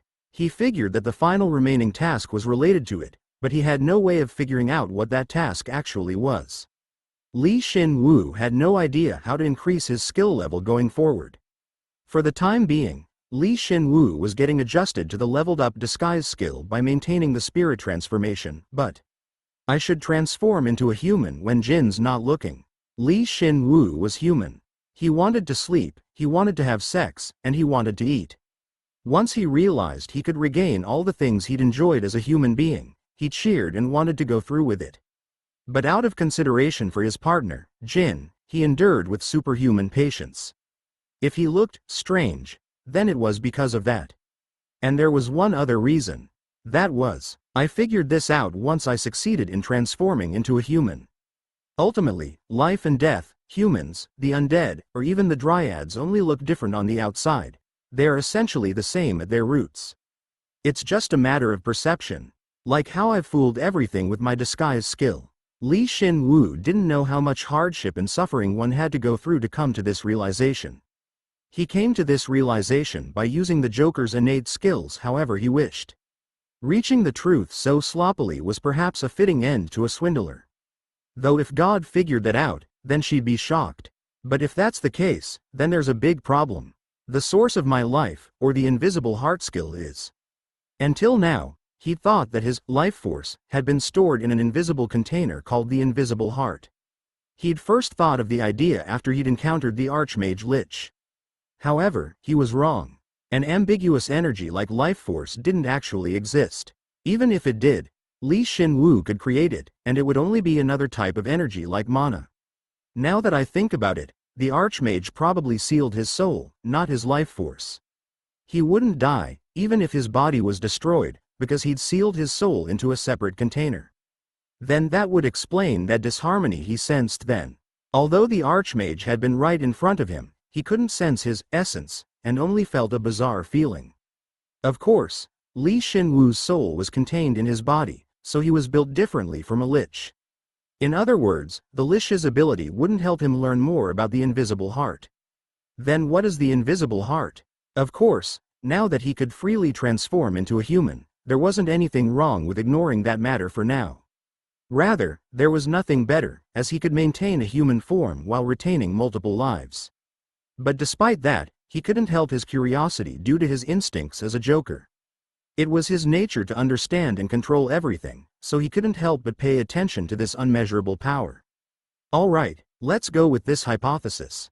I thought my life force was replaced by a level 100 plus invisible heart skill, but I already know that that's not true. Therefore, my life and the invisible heart skill aren't the same.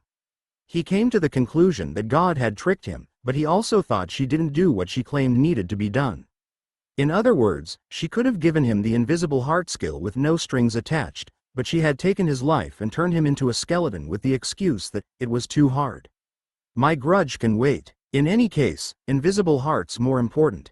If he assumed that his previous hypotheses were correct, then the invisible heart was the goddess's power, not his own. Perhaps it was a crystallization of divinity. It made sense, as the max level of invisible heart would go up whenever he completed one of the goddess's tasks. If I can make this power my own, then would it help me against powerful opponents? If he could imitate it with his mana, then he should be able to use invisible heart infinitely. At the very least, he would become a true, immortal undead. No, it wouldn't be that easy. He couldn't even figure out where to start. Paul 0, we're almost there. Already? By human standards, we've already run for 5 hours. Cinia called him, and Shin Woo stopped thinking so much and replied. It seemed like Cinia knew that he hadn't been paying attention to her, as she replied while sulking. In order to best handle the invisible heart, he'd made various plans and practiced, yet 5 hours had passed in the blink of an eye. Shin Woo was slightly surprised. As I thought, there's something going on with you, isn't there? I was just thinking about my ability. I'll tell you about it later if I figure it out. It feels like it's more important than that. Whatever, it's fine, since you'll tell me about it later. Shin Woo replied and remembered something. Now that he thought about it, Jin possessed a different type of revival skill than him. If he figured out how invisible heart worked, then he would look into Jin's blessing of death. He also had to look into Perium as well. Although Shin Woo was diligently completing his tasks, he had more to do each and every day. It made him think back to his days as an employee, which very slightly depressed him. No, it's still a lot better than when I was an employee. You're using that excuse again. Shin Woo and Jin followed Cinia. Their surroundings remained cloudy, but they found a small entrance to a cave at the end of their path. Although they were already in a subspace, they had to go even further within. It was only natural that the surface dwellers didn't find it. Can the underground empire not make something like this? 10 billion spirits weren't enough to create a space this large while bearing the curse. That's right, sorry, it's okay. Cinia complained, so Shin Woo comforted her by stroking her head. She quickly returned to her old self. Shin Woo thought it was quite nice that spirits were so easy to fool, but he didn't dare say it out loud. Let's go in, Paul 0. I only came with hopes of a small trace of them, but if it's sealed this perfectly, then, there may actually be living spirits here. Yeah, FYI, he had already revealed his true name to her when they arrived at the surface. But because he hadn't formed an official contract with her, it apparently didn't matter if he used a false name or not. On the contrary, she had been overjoyed that he'd revealed his true name to her, albeit belatedly. Even so, she said that she was still more comfortable with his false name, so she kept calling him Paul 0. This way, follow me, nothing strikes me as dangerous yet. Okay, Sinia went into the cave first. The moment she did, the inside of the cave lit up weakly, as if sensing her presence and welcoming her. Shin Woo and Jin followed suit and carefully entered. Level 9 Dungeon. You have acquired the permit to the Spirit's Spring. All stats increase by 100 within the dungeon. The dungeon's information is added to your minimap. All actions are buffed within the dungeon. And then stopped. He heard a phrase that he swore he'd heard somewhere before, albeit a long time ago. The Spirit's Spring? The Spirit's Spring? The Spirit's Spring. This is the Spirit's Spring. Sinia belatedly realized what he was saying and was shocked. Yeah, she should know about it too. After all, he'd originally heard about the Spirit's Spring from the contaminated dryads protecting their dungeon. The Spirit's Spring existed on the surface. If you don't know what's going on, then what am I supposed to do? At the time, the dryads had degenerated due to the curse, and one of the corrupted dryads had given him a Spirit's Spring key fragment. While also saying that he had to give it to the Spirit General. If he did, she would take care of everything and would protect the spirits. Of course, Shin Woo had pocketed the Spirit's Spring key fragment and had put the matter on hold. However, that matter was being brought to his attention once again. So, he trusted that Sinia would add her own explanation to this, but looking at her now, she wasn't reacting any differently than him. Since all I know about the Spirit's Spring is what I've heard from the other dryads. It's said to be the paradise for all spirits, but I thought it was referring to the spirit world. So the spirit world does exist? I have no idea. Ah, crap, he'd suspected this, but she was no help whatsoever. No, wait, should he be thankful that she even led him to the Spirit's Spring? Shin Woo sighed and took another step forward. Then, his chest radiated light. The Spirit's Spring's key fragment is reacting to the Spirit's Spring's energy. The artifact is being restored. You have acquired the Spirit's Spring key. The Heaven Door's key reacts to the artifact and the artifact is absorbed. You can now open a passageway to the Spirit's Spring with the Heaven Door's key. You have become more familiar with the Heaven Door's key. By using more mana and bones, the passage can now fit up to 12 people. Ah, it happened again. He'd become used to this happening. It was an artifact that even absorbed God's power, so this was nothing. While Shin Woo was thinking that, something appeared before him. I sense that the long-lost key has returned. An irregular has come. It was a huge entity. The entity was slightly translucent like Sinia but was also covered in flickering flames, a lizard that looked as though it had been injured somewhere. LV7 Elder Salamander Prince Zenon. A living spirit had appeared before them. The giant flame lizard, the Elder Salamander Prince Zenon, was a spirit on the same level as Sinia, evidenced by his level and his naming convention. As spirits, they were the peak of their respective elements and were incredibly rare. Since spirits don't naturally grow on their own, contractors are indispensable. These factors, stimuli, experiences, will, all have an effect on a spirit's growth. Then what about you, Sinia? Me? Well, you and I are pretty much already contracted, Paul 0. Shin Woo asked, and for some reason, Sinia blushed and seemed embarrassed. That was enough for him to figure out what was going on. When he gave her the spirit stone in the past, she awakened as a dryad princess and a contract of sorts was formed between them. It seems like you have met a good contractor.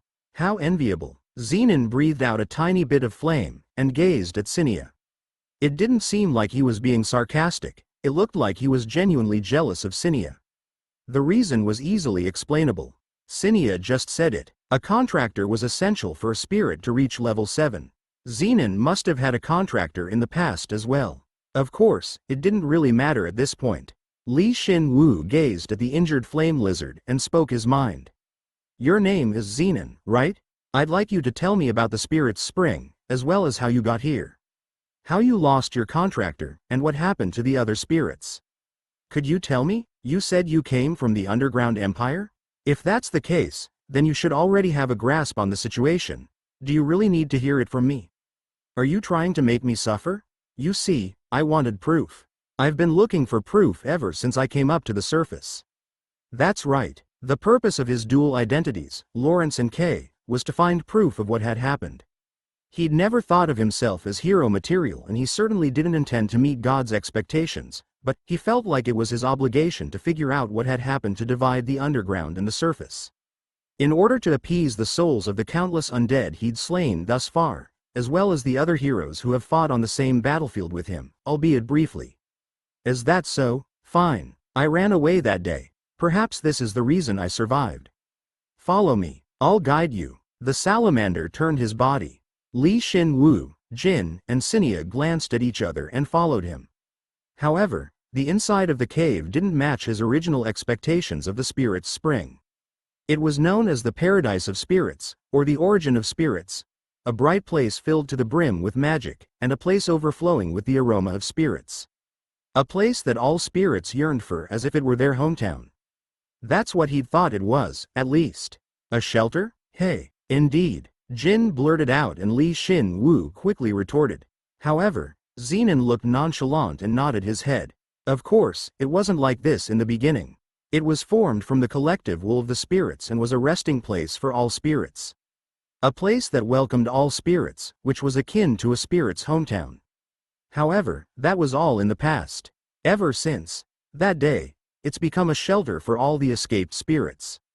Perhaps it would be more accurate to call it a place of exile. There were several spirits that dwelled within the spirit's spring aside from Zenon. All of the said spirits were wounded, with wounds big or small, but their mental scars were worse than their physical ones. Although their minds should be sound, their eyes were lifeless, and merely leaned upon the trees, the spring, or the walls. What's the point of a beautiful interior when its inhabitants were exhausted? Wherever he looked, the scattered spirits looked as though they were dead, and he didn't really know what to think. Sinia was currently looking for any dryads that might be inside. You can't heal your wounds. No, you've chosen not to heal them. Spirits are living beings composed entirely of mana and a soul. If we lack in either, then we don't heal. How sad. But aside from the inhabitants, the spirit's spring did indeed meet his expectations. He could feel the overflowing spiritual power of various elements everywhere and enjoyed the mysterious, natural objects that were formed from rock, water, and flames. There were several objects akin to Sinia's spirit stone rolling around, but they were, of course, much smaller than the one he'd given her at the time. And the spirits? They're, on average, level 4. About 20% of them are level 5. There are about 10,000 of them total. While it may seem like a lot, this is a place where all the spirits on the surface, where they're abundant, gather, so it's actually really low.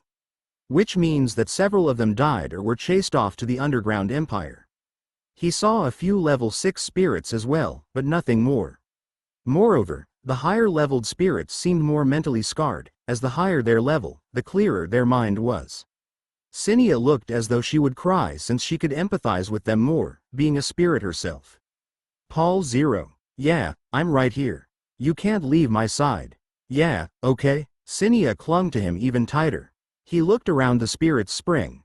The mood had become as depressing as a graveyard. Zenon called for Shin Woo, who was astounded by the size of the spirit's spring. Now, let's talk. Are you done testing me now? I don't follow human conventions. I just didn't know how to deal with someone as powerful as you. A spirit follows you around, despite not being formally contracted to you, and you can even assume a spirit's form. As expected, Zenon was extremely straightforward, perhaps because he was spirit. Considering how frank he was, Shin Woo realized how impossible it would be for him to imitate a human being. You first wanted to know about the spirit's spring, right? Yeah. Shin Woo followed Zenon and sat down. Sinia clung to his back, and Jin bent his legs and sat down as well. Zenon breathed out some flames into the air and began his story. Apparently, the spirit's spring was created partly as a joke. There are times when a spirit wishes to relax and be free of its contractor, so all the spirits worked together and created a small world that the humans couldn't enter. It was also used as a shelter for spirits that didn't have a contractor and were thus in danger, or those who had lost their contractor. However, the spirit's spring was meant to be a resting place. The spirits created the spirit's spring through the common human perception of the spirit world and was set up so that spirits could easily find it, while outsiders couldn't. Moreover, the spirit's spring was kept a secret, even from the spirit's contractors. That's how this secret garden was formed. That's why, the reason why this many spirits were able to survive on that day. Elementalists were those chosen by spirits. One could become a magician through training, but being an elementalist depended on luck and talent, so it was a highly coveted position. The Magic Empire, which was ruled under logic and reason, didn't welcome their existence. No, it was closer to say that they hated the spirits. Those emotions were like a ticking time bomb, and when those explosive feelings burst, they waited patiently for their chance. The day we were banished, they declared war on us, spirits and contractors, and voided our rights. They wanted to completely erase the spirit's existence on the surface. Kook. At that moment, the spirit's spring momentarily seethed. The temperature of the ground had instantaneously increased by at least 10 degrees. All the spirits raised their lifeless eyes and stared at Shin Woo. Although he hadn't gotten any more details, he could feel the images of that day rushing through his head. They were probably memories of all the spirits living in the spirit's spring. A normal person would probably faint from these memories. That day, the spirits and elementalists had lost their lives to both magic and the sword. There were those who had been banished underground, as well as those who attempted to escape the surface. There were spirits who lost their contractors and retreated to the spirit's spring, as well as spirits who attempted to escape underground while protecting their contractors. The events of that day occurred hundreds of years ago, yet the surviving spirits remembered it clearly, as though it were just yesterday. This was their eternal punishment for surviving while their contractors had not. Then tell me more about the day of your banishment. There were two princes with power, magic, that could rival the emperor. The crown prince was weaker than the two, but with the help of the royal magician leader, who hated elementalists, and the imperial army, he managed to banish them underground. Originally, the Magic Empire had created giant facilities underground and left the monsters that were difficult to handle down there. However, the crown prince wanted to trap the two princes and their forces there as well, as they were a threat to his power. This included the demi-humans, who weren't accepted by the empire, the criminals from various species, the monsters that posed a danger to the empire, and the spirits and elementalists. In exchange for all of them gathering together and leaving, they would be allowed to live. It was a success. They resisted fiercely but were eventually chased underground, and were unable to leave. Tell me more about how they were trapped. It's a type of prohibition magic. 100 light magicians and 100 dark magicians were gathered, and by sacrificing both their souls and their magic, they created a chaos element magic barrier. A barrier that separated the surface and the underground. A chaos element barrier. He finally knew what happened. His non-existent heart pounded in his chest. Yeah, he already knew about the barrier. The underground empire hadn't fallen due to the presence of the undead. Rather, the barrier had already existed when they were banished underground. It's as you think. It's a barrier that doesn't allow any living beings from escaping. Huh? It was Jin, not Shin Woo, who asked. Jin's goblin fire looked slightly forlorn. It stops all living beings from escaping. Not the other way around? He just told us. The two princes' forces were banished underground before the undead curse even existed. Then, huh? Yeah, did he finally figure it out? Jin's goblin fire curled up. Shin Woo marveled at how well he could express himself with his goblin fire alone and was now sure, and said what was on his mind. The emperor wasn't seeking immortality. He just wanted to get through the barrier and return to the surface. Jizahanu, the undead emperor, hadn't failed. He had succeeded. That's how they had all become undead. How stupid. Jin, who'd learned the truth, said and went silent. He probably had so much on his mind that he couldn't say anything more. Shin Woo also had mixed feelings on the subject, so he didn't say anything either. Soon, Jin spoke, as if he were muttering. If the emperor's true goal was turning them into the undead and he succeeded, then why are we fighting them? Did even God abandon them? No, it's to protect the world. If the undead curse spreads to the surface, then the world is as good as dead. Since Shin Woo was undead himself, he didn't want to label them like this. But strictly speaking, the undead consumed the world's resources, without creating anything in return. That was their biggest flaw. If all the beings that lived on this world became undead, then the only course the world could take is ruin. It was only natural that God sought to eliminate the undead empire's curse. But the undead empire's so pitiful. The hell are you talking about? Everyone's trying their hardest to live. What are you going to do? Let the underground inhabitants go to the surface.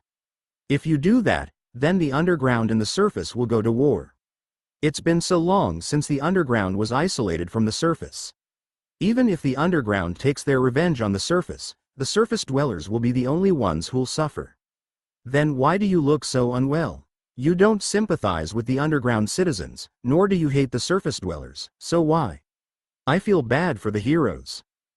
As expected, Jin hadn't gotten that far yet. Jin looked bewildered and Shin Woo explained kindly. The heroes don't know anything and are being manipulated by God. They don't know what happened to the people underground, why they became undead, or how the surface is faring. That's pitiful enough, but even if they eliminate the undead curse, all that's left for them is despair. Why despair? Jin realized belatedly and was shocked.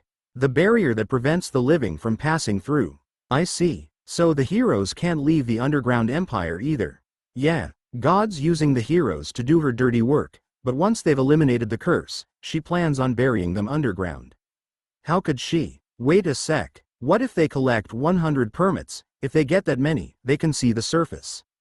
Wasn't her intent to let them escape to the surface?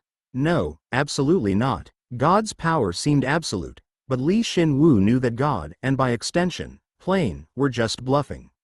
You've never thought about why we're the only ones given the mission of collecting the secret shop permits? Even though there were dozens of heroes, seniors, before us. Just us. Isn't it because, other than you, it's impossible to gather that many permits? No. It'd be really tough, but it's not undoable. You can also get quests from God. If God had told our seniors that they could go the surface if they gathered 100 permits, then they probably would have tried.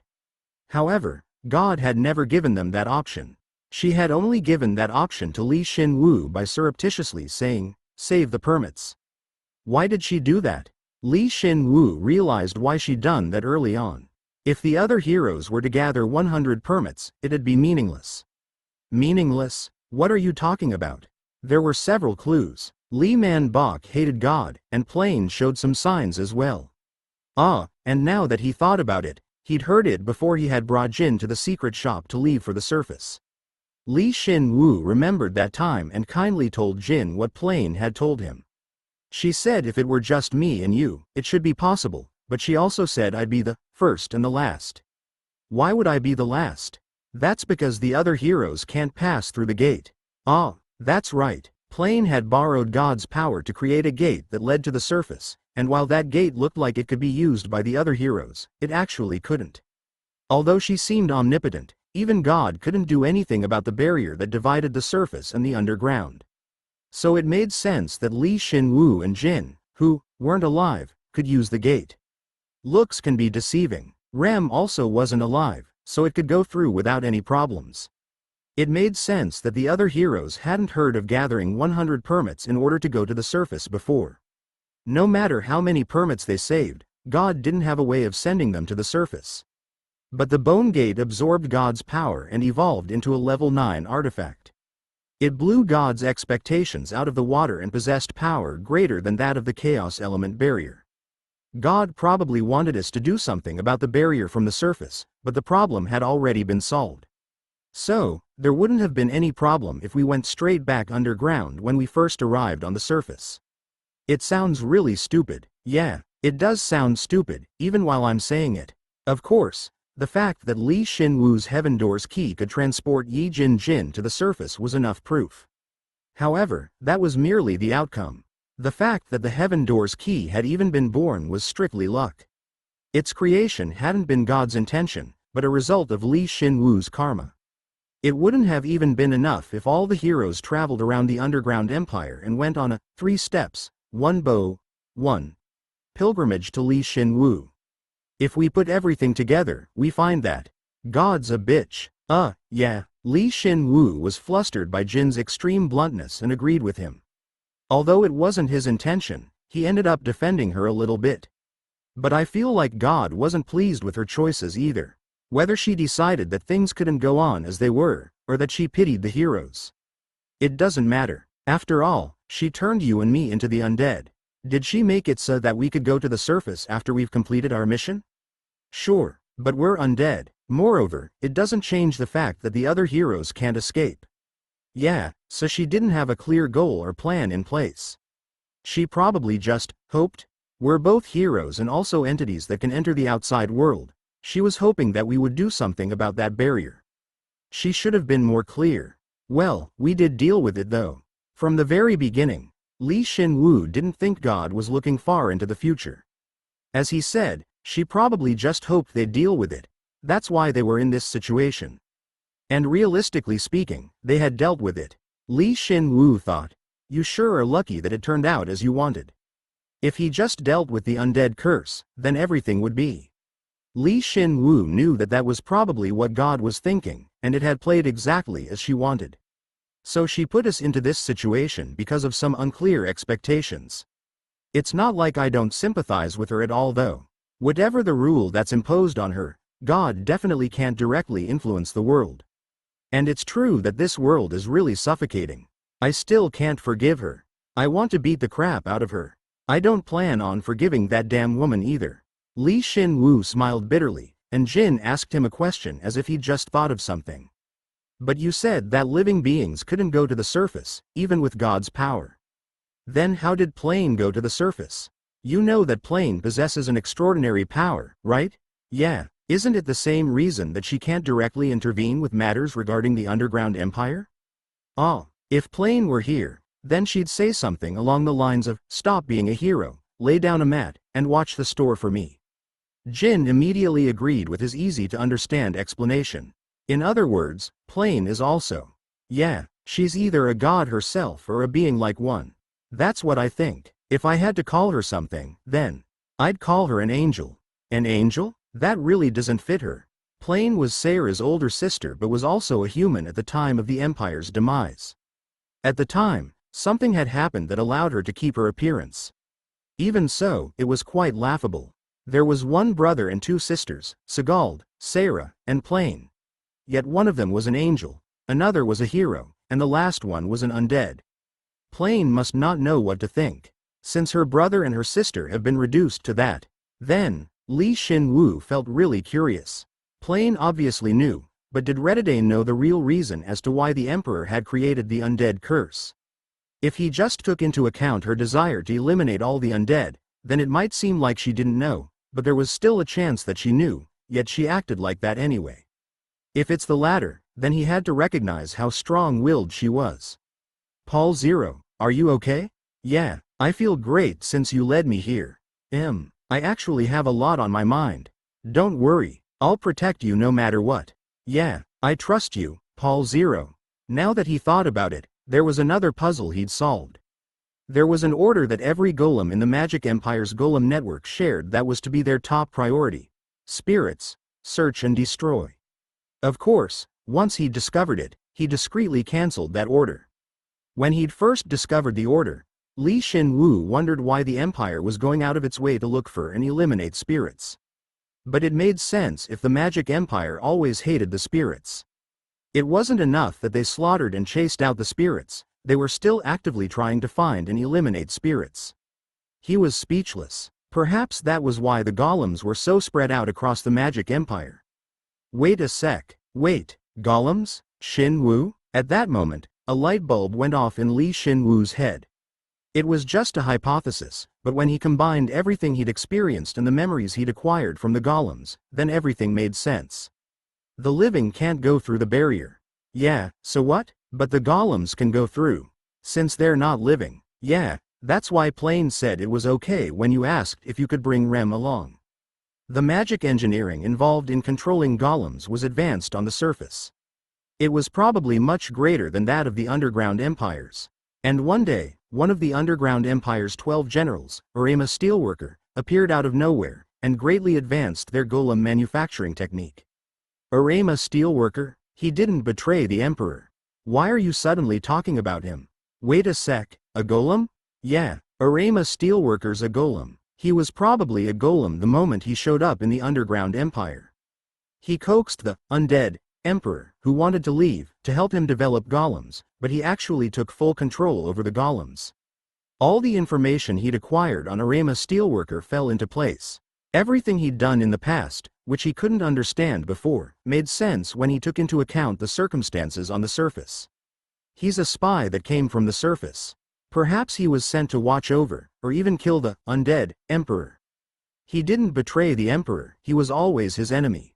He voluntarily placed his soul into a golem and entered the underground empire. Why? So that he could leave when he'd completed his mission. And he fooled the emperor, who was studying golems so that he could pass through the barrier and increase the size of his forces. Did he not get good results from his research into placing souls into golems? It's not that he couldn't, it's that he didn't. And even now, he received orders from the surface and was staying underground. Arama Steelworker's true purpose wasn't to live quietly or to annihilate the undead. He was watching the undead emperor and making sure that they couldn't leave the underground. Wait a sec, then, this might get interesting. Shin Woo, your expressions turned really evil. Turn back into an expressionless skeleton. Hey, turn back. Shin Woo completely ignored Jin, summoned Rem, and gave him an order. 5 minutes later, Shin Woo got his answer and thought, I won.